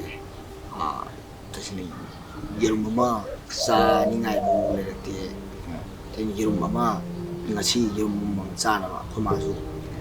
ꯑꯩꯒꯤ ꯌꯨꯝꯒꯤ ꯀꯣꯛꯄ ꯌꯦꯔꯨꯝꯁꯦ ꯑꯩ ꯅꯣꯡꯃꯒꯤ ꯑꯃ ꯆꯥꯅꯕ ꯑꯗꯨꯝ ꯊꯝꯕꯤꯌꯦ ꯌꯦꯔꯨꯝ ꯐꯨꯠꯂꯒ ꯈꯣꯛꯇꯣꯛꯑꯒꯁꯨ ꯑꯩ ꯆꯥꯔꯝꯗꯥꯏꯗꯨꯗ ꯏꯅꯥꯎꯄꯥꯁꯨ ꯏꯆꯟꯅꯨꯄꯤꯁꯨ ꯀꯣꯏꯁꯜꯂꯒ ꯂꯣꯏ ꯌꯦꯡꯕꯅꯤꯅ ꯑꯩ ꯈꯛꯇꯅ ꯆꯥꯕꯗꯨ ꯉꯝꯗꯕꯅꯤ나 ꯇꯪꯈꯥꯏ ꯇꯪꯈꯥꯏ ꯁꯔꯨꯛ 3 ꯊꯣꯛꯑ ꯌꯦꯟꯅꯕꯤꯔꯒ ꯑꯗꯨꯃꯥꯏꯅ ꯆꯥꯕ ꯑꯗꯒꯤ ꯈꯪꯗꯦ ꯑꯩꯁꯦ ꯁꯪꯒꯣꯝ ꯃꯃꯥꯅ ꯄꯋꯥꯒ ꯂꯧꯕꯤꯌꯦ ꯃꯇꯝꯗꯨꯗ ꯍꯧꯖꯤꯛꯇꯤ 15 ꯄꯤꯔꯦ ꯃꯇꯝꯗꯨꯗꯗꯤ ꯂꯨꯄꯥ 10ꯗ ꯁꯪꯒꯣꯝ ꯄꯋꯥ ꯂꯧꯕꯤꯌꯦ ꯑꯗꯨꯁꯨ ꯊꯥ ꯑꯃ ꯂꯧꯔꯒ ꯑꯃꯨꯛ ꯂꯦꯞꯄ ꯈꯔ ꯂꯩꯔꯒ ꯑꯃꯨꯛ ꯂꯧꯕ ꯃꯇꯝ ꯈꯔ ꯑꯃꯨꯛ ꯁꯥꯟꯅꯕ ꯂꯦꯞꯄ ꯃꯇꯨꯡꯗ ꯐꯖꯅ ꯑꯃꯨꯛ ꯁꯥꯟꯅꯈꯠꯂꯛꯑꯦ ꯑꯗꯨꯒ ꯑꯩꯈꯣꯏ ꯃꯌꯥꯝꯅ ꯃꯥꯒꯤ ꯗꯥꯏꯠꯁꯦ ꯀꯩꯅꯣ ꯇꯧꯗ꯭ꯔꯒꯁꯨ ꯃꯃꯜ ꯇꯥꯡꯕ ꯄꯤꯖꯕ ꯉꯝꯗ꯭ꯔꯒꯁꯨ ꯑꯗꯨꯝ ꯆꯥꯛꯇ ꯑꯣꯏꯔꯁꯨ ꯃꯇꯝ ꯆꯥꯅ ꯄꯤꯖꯕ ꯉꯝꯅꯕ ꯍꯣꯠꯅꯩ ꯑꯗꯨꯃꯥꯏꯅ ꯇꯧꯋꯦ ꯑꯩ ꯄꯋꯥ ꯑꯃꯁꯦ ꯑꯩꯈꯣই 3 ꯊꯣꯛꯅ ꯑꯩ ꯏꯊꯟꯇ ꯊꯛꯄ ꯌꯥꯗꯕꯅꯤꯅ ꯑꯩꯅ ꯊꯛꯑꯒ ꯏꯅꯥꯎꯄꯥꯒ ꯏꯆꯟꯅꯨꯄꯤꯒꯁꯨ ꯑꯉꯥꯡ ꯑꯣꯏꯕꯅꯤꯅ ꯑꯩꯒꯤ ꯃꯅꯥꯛꯇ ꯀꯣꯏꯅ ꯌꯦꯡꯉ ꯂꯩꯕꯅꯤꯅ ꯑꯩꯁꯨ ꯉꯝꯗꯦ ꯑꯗꯨꯅ ꯈꯪꯗꯦ ꯏꯃꯨꯡꯗ ꯋꯥ ꯎꯁꯜꯂꯨꯔꯕꯅꯤꯅ ꯑꯗꯨꯅ ꯏꯁꯤꯡ ꯍꯩꯖꯤꯜꯂꯒ ꯆꯤꯅꯤ ꯈꯔ ꯍꯥꯞꯆꯤꯜꯂꯒ ꯒ꯭ꯂꯥꯁ 1 2 3 ꯊꯣꯛꯅꯕ ꯍꯣꯠꯅꯔꯛꯄꯗ ꯍꯥꯏꯇꯥꯔꯦ ꯃꯆꯤ ꯑꯣꯏꯕ ꯄꯣꯠ ꯑꯝꯇ ꯆꯥꯔꯛꯇꯦ ꯍꯥꯏꯇꯥꯔꯦ ꯇꯁꯦꯡꯅ ꯑꯗꯨꯝ ꯆꯥꯛ ꯆꯥꯔꯒ ꯈꯣꯠꯂꯒ ꯑꯗꯨꯃꯥꯏꯅ ꯁꯥꯟꯅꯔꯛꯑꯦ ꯑꯗꯨꯃꯥꯏꯅ ꯌꯥꯝ ꯋꯥꯅ ꯍꯣꯠꯅꯔꯛꯑꯦ ꯇ꯭ꯔꯦꯅꯤꯡꯗꯤ ꯐꯖꯅ ꯇꯧꯔꯛꯑꯦ ꯁ꯭ꯇꯦꯠꯇ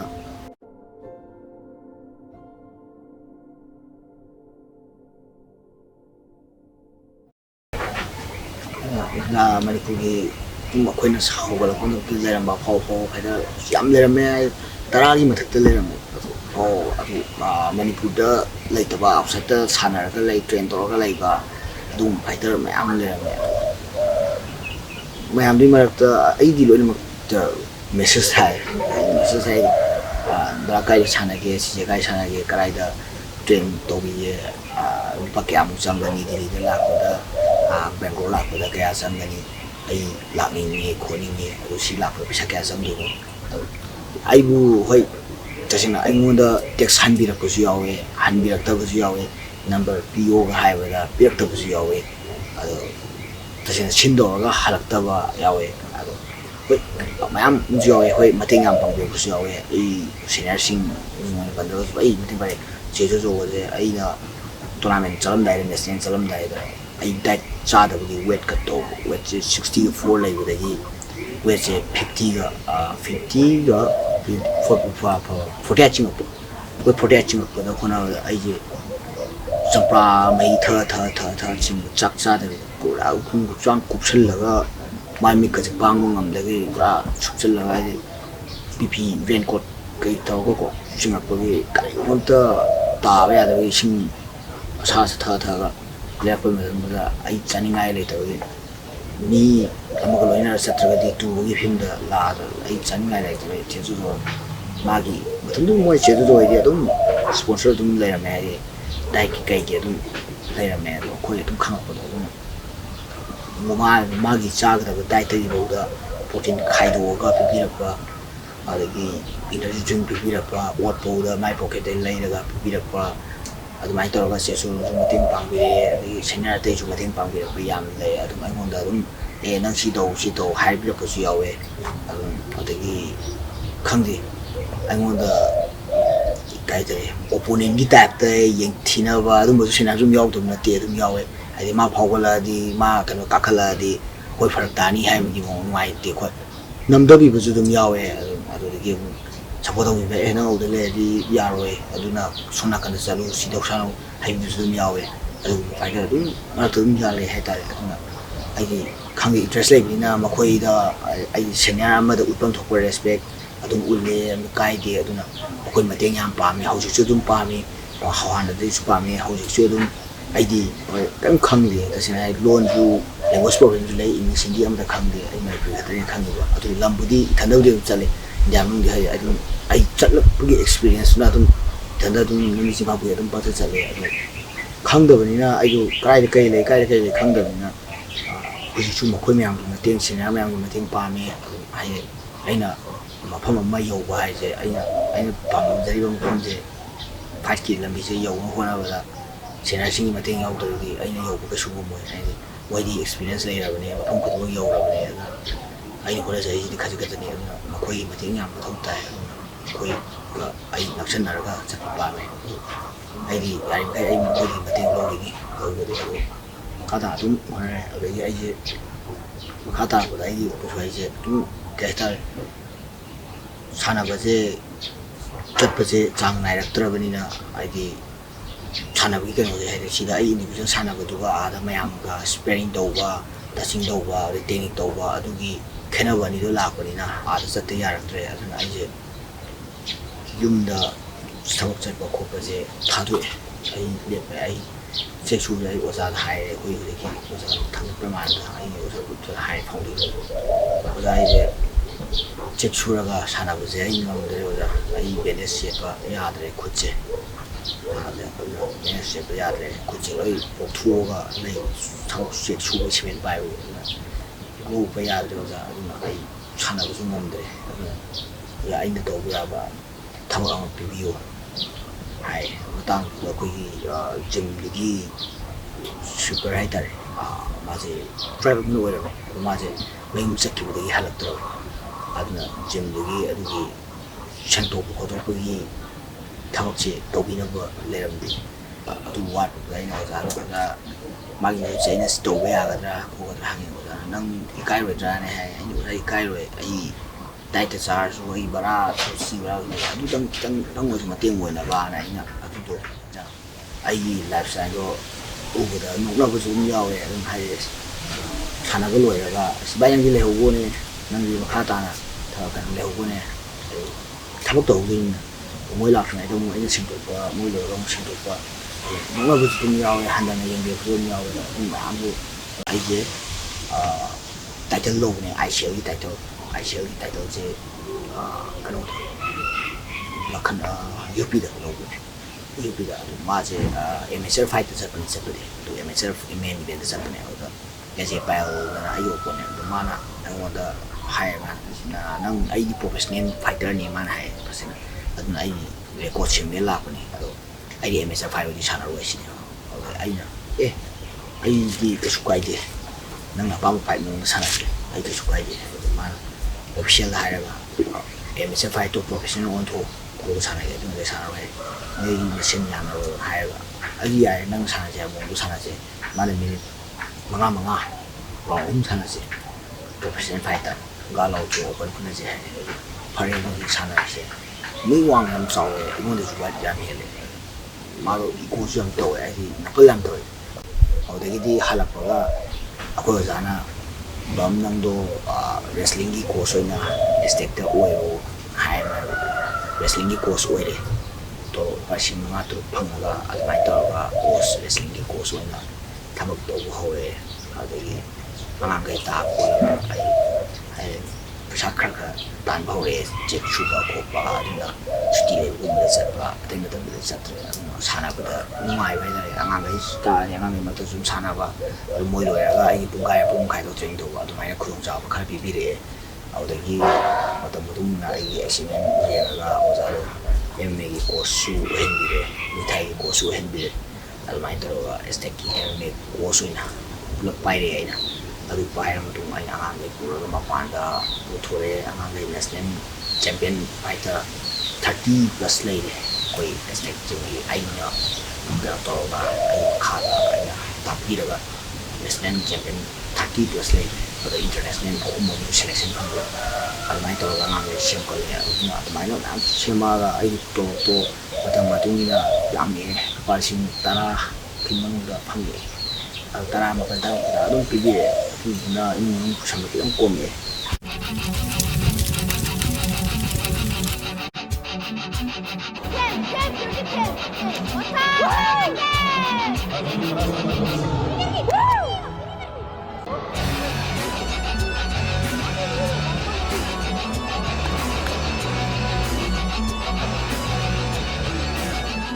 इंटरनेशनल की रशिया की ममंग चाही की 2023 की डिसेंबर वर्ल्ड चैंपियन है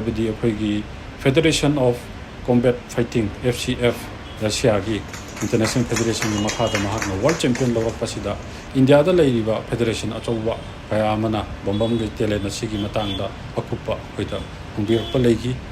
moigi silliba kanoduna bamnam je kanoni kone manga sanjay mise fighter je yam lingi kole mari professional mamang tara ne manga mata ke lo ne nambo ai picture pie pibam sana je ma nang khar nau do ma le ne ne sar sa lo ko ne manipur de pire bu sing di title bel pro ta ya ro bel pro ta ya ro de ai be lai sa mong gera po gera ai fight po president title san da so ya de any condition ai san da ya de ai po so kai de sa na ni je kan bam hai ga mo kwa kai na vai film ga photo shoot to da je koi le min na da fight kana ba face photo ko yang thi mo ga ba to ya ai na le ba pha ba hai ga ma do ai na TKO bi le sanction kan to ga ga mo ra ga au de ni na am do hai photo kap si ko si lang kai da tam manipur ga yai kai jaga le ko to no hang ko ba hoi ai buon khang da na za na hai bi de ne za na dum to bi de to la zai mai pa ai ni tai ta lo le kha ga tha ja da ai ga as ka da ai po ra ga marak ta po ra ga ai je marak ta silver gumba bronze gumba marak ta yan bai da ya wa na du ya la ba पोरगा दंग लागा MSF फाइटदी नि मरी फुनको मंगा फुनको वाइ बुको लो आइना ग training फजन तो अदुना आइना टाइटल लौगे प्रोफेशनल फाइटर हानि टाइटल लौगे गा दो थाजद अदुगा केनोगी मता मा हाय नंगी को नंगी जु वीकनेस खर लेरमनी बा नंगोन द सोले वाटली खंजबा हाइदि नंगी लेतब लायरबा अदुदा मैम दु वीकनेस त नते अदुदि जस्ट फाइनेंशियल कंडीशन हमनेबा नंगी ओइबा नंगी क्वालिटी मा मनुंदा नंग सोले खंजबा आई वीकनेस खरा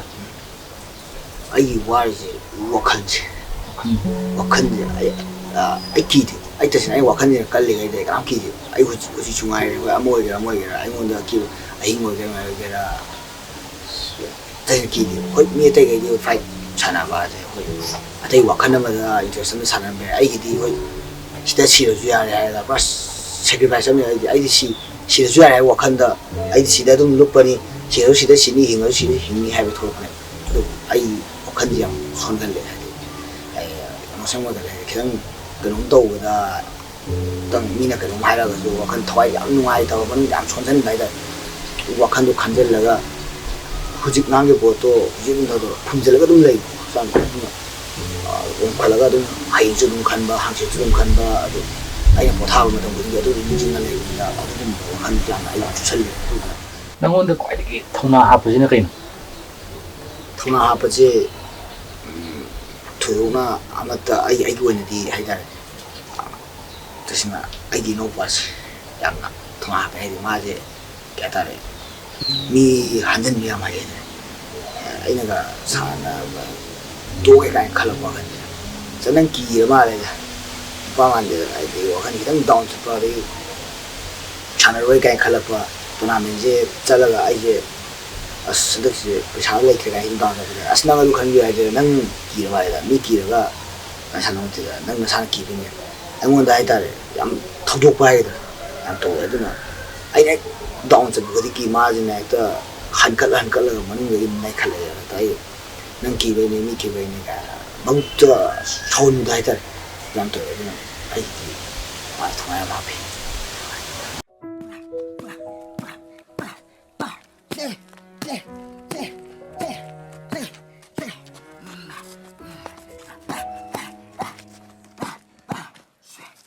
अदे इसुजे माइ पाकपा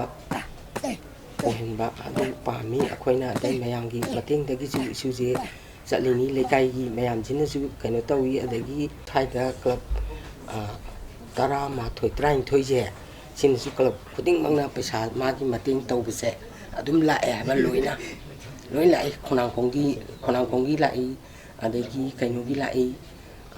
खोई तो मखा लेकाइ तो अवांग खालाय तुरें वांगमा लोइना लाई मंगोंदा सपोर्ट तौबसे मैतै पंग हाइबा अमत खाइदे पुन्ना ꯑꯩꯈꯣꯏ ꯄꯨꯟꯅ ꯁꯥꯟꯅꯃꯤꯟꯅꯕ ꯌꯥꯕ ꯖꯤꯝ ꯑꯃ ꯍꯥꯡꯒꯦꯅ ꯈꯜꯂꯦ ꯑꯩꯅ ꯄꯣꯊꯥꯕ ꯃꯇꯝꯗ ꯑꯗꯨꯒ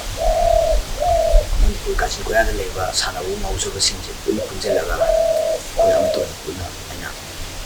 ꯑꯩꯒꯤ ꯉꯝꯖꯕ ꯂꯦꯚꯦꯜꯗ ꯍꯥꯏꯇꯥꯔꯦ ꯑꯩꯅ ꯉꯝꯗꯕꯗꯗꯤ ꯇꯧꯋꯦ ꯑꯩꯅ ꯉꯝꯖꯕ ꯂꯦꯚꯦꯜꯗ ꯑꯉꯝꯕ ꯃꯇꯦꯡ ꯄꯥꯡꯉꯒ ꯃꯣꯏꯕꯨ ꯆꯠꯍꯟꯒꯦꯅ ꯈꯜꯂꯦ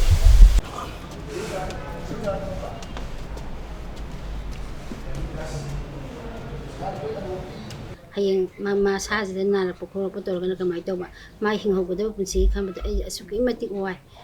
ꯇꯧꯕꯇꯕꯨ ꯃꯥꯅ ꯇꯧꯖꯔꯤꯕ ꯃꯌꯥꯝꯁꯦ ꯃꯌꯥꯝꯒꯤ ꯃꯇꯦꯡꯅ ꯃꯤꯌꯥꯝꯒꯤ ꯃꯇꯦꯡꯅ ꯄꯥꯕ꯭ꯂꯤꯛꯀꯤ ꯃꯇꯦꯡꯅ ꯃꯥꯅ ꯁꯤ ꯌꯧꯅꯁꯨ ꯐꯥꯎꯖꯕꯅꯤ ꯑꯩꯒꯤ ꯊꯧꯅꯥꯅ ꯑꯩꯒꯤ ꯄꯥꯡꯒꯜꯅ ꯑꯩꯒꯤ ꯏꯔꯟꯅ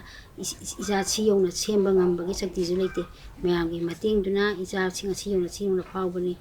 ꯑꯗꯨꯕꯨ ꯃꯌꯥꯝꯒꯤ ꯃꯇꯦꯡ ꯇꯧꯗ꯭ꯔꯒꯗꯤ ꯑꯩꯅ ꯏꯆꯥꯁꯤ ꯁꯤ ꯌꯧꯅ ꯁꯦꯝꯕ ꯉꯝꯃꯣꯏꯕ ꯑꯩꯒꯤ ꯂꯩꯖꯔꯤꯕ ꯍꯥꯏꯕꯨ ꯀꯔꯤꯝꯐꯥꯎꯕ ꯑꯩꯅ ꯅꯥꯗ꯭ꯔꯤꯉꯩ ꯈꯔꯕꯨ ꯁꯦꯝꯅꯤ ꯅꯥꯗ꯭ꯔꯤꯉꯩ ꯌꯦꯛꯂꯛꯑꯒꯗꯤ ꯏꯆꯥꯁꯤ ꯑꯇꯩ ꯃꯈꯥ ꯇꯥꯅ ꯁꯦꯝꯕ ꯉꯝꯕꯒꯤ ꯁꯛꯇꯤ ꯂꯩꯇꯦꯕ ꯃꯌꯥꯝꯅ ꯃꯇꯦꯡ ꯄꯥꯡꯕꯤꯔꯒꯕꯨꯗꯤ ꯃꯌꯥꯝꯒꯤ ꯃꯤꯡꯆꯠ ꯄꯨꯔꯛꯅꯕ ꯍꯣꯠꯅꯒꯅꯤ ꯑꯗꯨ ꯑꯣꯏꯔꯒꯁꯨ ꯃꯌꯥꯝꯅ ꯄꯥꯡꯕꯤꯗ꯭ꯔꯒꯗꯤ ꯏꯆꯥ ꯃꯈꯥ ꯇꯥꯅ ꯁꯥꯟꯅꯕꯁꯨ ꯉꯝꯃꯣꯏ ꯀꯔꯤꯅꯣ ꯍꯥꯏꯕꯗꯤ ꯑꯩꯒꯤ ꯁꯦꯝꯖꯕꯁꯤꯅꯗꯤ ꯑꯩꯒꯤ ꯏꯔꯟ ꯈꯔꯁꯤꯅꯗꯤ ꯁꯦꯝꯕꯒꯁꯨ ꯏꯆꯥ ꯁꯦꯝꯕ ꯉꯝꯕꯒꯤ ꯁꯛꯇꯤ ꯂꯩꯇꯦ ꯍꯥꯏꯕ ꯑꯗꯩ ꯃꯥꯅ ꯄꯥꯝꯃꯤꯗꯤ ꯍꯌꯦꯡ ꯍꯟꯅꯨꯔꯕꯕꯨ ꯁꯥꯟꯅꯅꯤ ꯍꯥꯏꯕꯒꯤ ꯋꯥꯈꯜꯗꯨꯗ ꯆꯞ ꯌꯨꯡꯅ ꯂꯦꯞꯇꯨꯅ ꯂꯩꯔꯦ ꯑꯗꯣ ꯃꯥꯒꯤ ꯈꯜꯂꯨꯕꯗ ꯑꯁꯨꯛꯀꯤ ꯃꯇꯤꯛ ꯋꯥꯏ ꯑꯩꯁꯦ ꯍꯥꯏꯐꯝ ꯈꯪꯗꯕ ꯀꯔꯤꯃꯥꯏꯅ ꯇꯧꯔꯒ ꯍꯤꯡꯍꯧꯗꯣꯔꯤꯅꯣ ꯍꯥꯏꯕꯒꯤ ꯈꯜꯂꯨꯕꯗ ꯃꯊꯥ ꯌꯥꯝꯅ ꯁꯥꯏ ꯍꯟꯗꯛꯁꯤ ꯈꯔꯁꯨ ꯍꯣꯠꯅꯕꯨꯗꯤ ꯍꯣꯠꯅꯩ ꯑꯗꯨꯁꯨ ꯑꯗꯨꯝ ꯍꯟꯗꯛ yani ꯍꯟꯗꯛꯁꯤꯁꯨ ꯑꯗꯨꯝ ꯃꯃꯥꯡꯗ ꯉꯝꯕꯩ ꯇꯥꯏꯞꯇ ꯑꯗꯨꯝ ꯉꯝꯍꯟꯅꯤꯡꯉꯦ ꯑꯗꯨꯒ ꯀꯩꯅꯣꯒꯤ ꯂꯩꯕꯥꯛꯁꯤꯒꯤ ꯃꯥꯏ ꯄꯨꯔꯛꯄ ꯉꯝꯕ ꯑꯣꯏꯍꯟꯅꯤꯡꯉꯦ ꯑꯩꯈꯣꯏꯒꯤ ꯐꯦꯃꯤꯂꯤꯈꯩꯁꯤꯅꯁꯨ ꯃꯥꯁꯦ ꯌꯥꯝꯅ ꯉꯝꯃꯛꯅꯕ ꯍꯣꯠꯅꯖꯔꯤ ꯃꯥꯅꯁꯨ ꯌꯥꯝꯅ ꯀꯟꯅ ꯍꯣꯠꯅꯖꯔꯤ ꯃꯌꯥꯝꯒꯤ ꯁꯄꯣꯔꯠꯅꯁꯨ ꯉꯝꯃꯛꯁꯅꯣꯅ ꯍꯥꯏꯅ ꯔꯤꯀ꯭ꯋꯦꯁ ꯇꯧꯖꯔꯤ ꯇꯧꯕꯅꯤ ꯃꯄꯥ ꯂꯩꯇꯕꯅꯤꯅ ꯑꯩꯅ ꯊꯣꯛꯄꯅꯤꯗ ꯑꯩꯈꯣꯏ ꯏꯁꯨꯁꯦ ꯃꯄꯥ ꯂꯩꯇꯕꯁꯤꯗ ꯊꯣꯛꯂꯛꯇꯣꯏꯅꯤ ꯃꯥꯅ ꯍꯥꯏꯌꯦꯀꯣ ꯍꯜꯂꯛꯄ ꯃꯇꯝꯗ ꯕꯕꯣ ꯃꯤꯒꯤꯗꯤ ꯃꯃꯥꯅ ꯄꯨꯡ ꯄꯥꯡ ꯁꯨꯅ ꯑꯣꯛꯑꯝꯃꯤ ꯑꯩꯈꯣꯏꯒꯤꯗꯤ ꯑꯩꯒꯤꯗꯤ ꯏꯄꯥ ꯂꯩꯇꯕꯅꯤ ꯏꯄꯥꯅ ꯑꯣꯛꯑꯝꯗꯕꯗ ꯑꯩ ꯊꯋꯥꯏ ꯌꯥꯝ ꯅꯨꯡꯉꯥꯏꯇꯦ ꯍꯥꯏꯌꯦꯕ ꯑꯩꯅ ꯅꯈꯨꯔꯥꯒ ꯅꯪ ꯄꯥꯖꯤꯒ ꯌꯥꯎꯔꯤꯁꯤꯗꯤꯅ ꯍꯥꯏꯔꯒꯅꯦ ꯑꯩꯁꯤ ꯃꯤꯠꯇꯒꯤ ꯄꯤ ꯇꯥꯔꯛꯑꯦ ꯕꯕꯣꯛꯇꯤ ꯈꯣꯡ ꯌꯥꯗꯕꯅꯤꯅ ꯅꯪ ꯑꯩ ꯑꯃꯨꯛꯀꯤꯗꯤ ꯑꯣꯛꯄ ꯆꯠꯂꯝꯃꯤ ꯑꯅꯤꯔꯛ ꯑꯍꯨꯝꯂꯛ ꯀꯩꯅꯣ ꯇꯧꯕꯗꯗꯤ ꯑꯩ ꯆꯠꯄ ꯌꯥꯎꯗ꯭ꯔꯦꯕ ꯕꯕꯣꯛ ꯌꯥꯎꯗꯦꯅ ꯅꯪ ꯀꯔꯤꯝ ꯈꯟꯒꯅꯨ ꯃꯌꯥꯝꯅ ꯑꯣꯛꯏꯗꯣ ꯐꯔꯕꯅꯤ ꯅꯪ ꯄꯥꯖꯤꯅ ꯑꯣꯛꯏꯕ ꯅꯈꯨꯔꯥꯅ ꯑꯣꯛꯏꯕ ꯅꯪꯗꯣꯝꯆꯥꯅ ꯑꯣꯛꯏꯕ ꯂꯩꯀꯥꯏꯒꯤ ꯅꯄꯥ ꯅꯄꯨꯡ ꯃꯌꯥꯝꯅ ꯑꯣꯛꯏꯗꯣ ꯌꯥꯝ ꯐꯔꯕꯅꯤꯅ ꯑꯩ ꯍꯥꯏ ꯃꯉꯣꯟꯗ ꯋꯥꯔꯤ ꯇꯧꯋꯦ ꯃꯥꯅ ꯑꯩꯉꯣꯟꯗ ꯅꯨꯡꯉꯥꯏꯇꯅ ꯋꯥꯔꯤꯁꯦ ꯂꯤꯌꯦꯕ ꯕꯕꯣ ꯃꯤꯒꯤꯗꯤ ꯃꯄꯥ ꯂꯥꯛꯏꯀꯣ ꯑꯩꯒꯤꯗꯤ ꯏꯄꯥ ꯌꯥꯎꯗꯦꯀꯣ ꯍꯥꯏꯗꯅ ꯊꯠꯇꯅ ꯑꯗꯨꯝ ꯍꯥꯏ ꯃꯍꯥꯛ ꯈꯨꯗꯤꯡꯒꯤ ꯑꯩꯅ ꯑꯦꯁ ꯅꯪ ꯑꯗꯨ ꯈꯟꯒꯅꯨ ꯀꯩꯝꯇ ꯑꯗꯨ ꯈꯟꯒꯅꯨ ꯑꯩꯅ ꯍꯥꯏ ꯃꯉꯣꯟꯗ ꯃꯥ ꯑꯗꯨꯝ ꯑꯔꯥꯛ ꯈꯨꯗꯤꯡꯒꯤ ꯒꯣꯜ ꯂꯧꯕ ꯈꯨꯗꯤꯡꯒꯤ ꯃꯉꯣꯟꯗ ꯅꯨꯡꯉꯥꯏꯖꯗꯦꯕ ꯌꯥꯝ ꯃꯄꯥ ꯂꯩꯇꯕꯒꯤ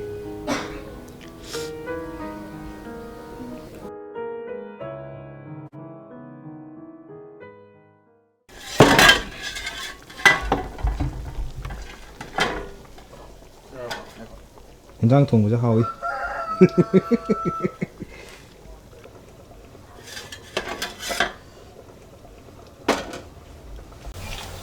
ꯑꯩꯅ ꯈ꯭ꯋꯥꯏꯗꯒꯤ ꯄꯥꯝꯖꯕꯁꯦ ꯑꯩꯅ ꯄꯥꯝꯖꯔꯤꯕ ꯃꯥꯡꯖꯔꯤꯕ ꯋꯥꯟ ꯆꯦꯝꯄꯤꯌꯟꯒꯤ ꯇꯥꯏꯇꯜ ꯐꯥꯏꯠꯁꯦ ꯁꯥꯟꯅꯔꯒ ꯇꯥꯏꯇꯜꯁꯦ ꯑꯩꯅ ꯐꯥꯔꯒ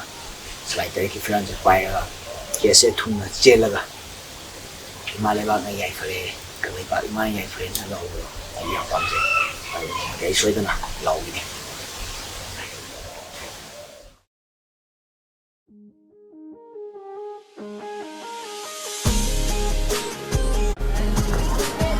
Yes, yes, yes, yes, yes, yes, yes. Mama chidelo.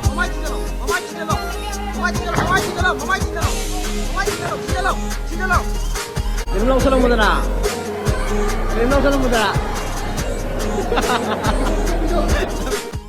sida akhoi nolukna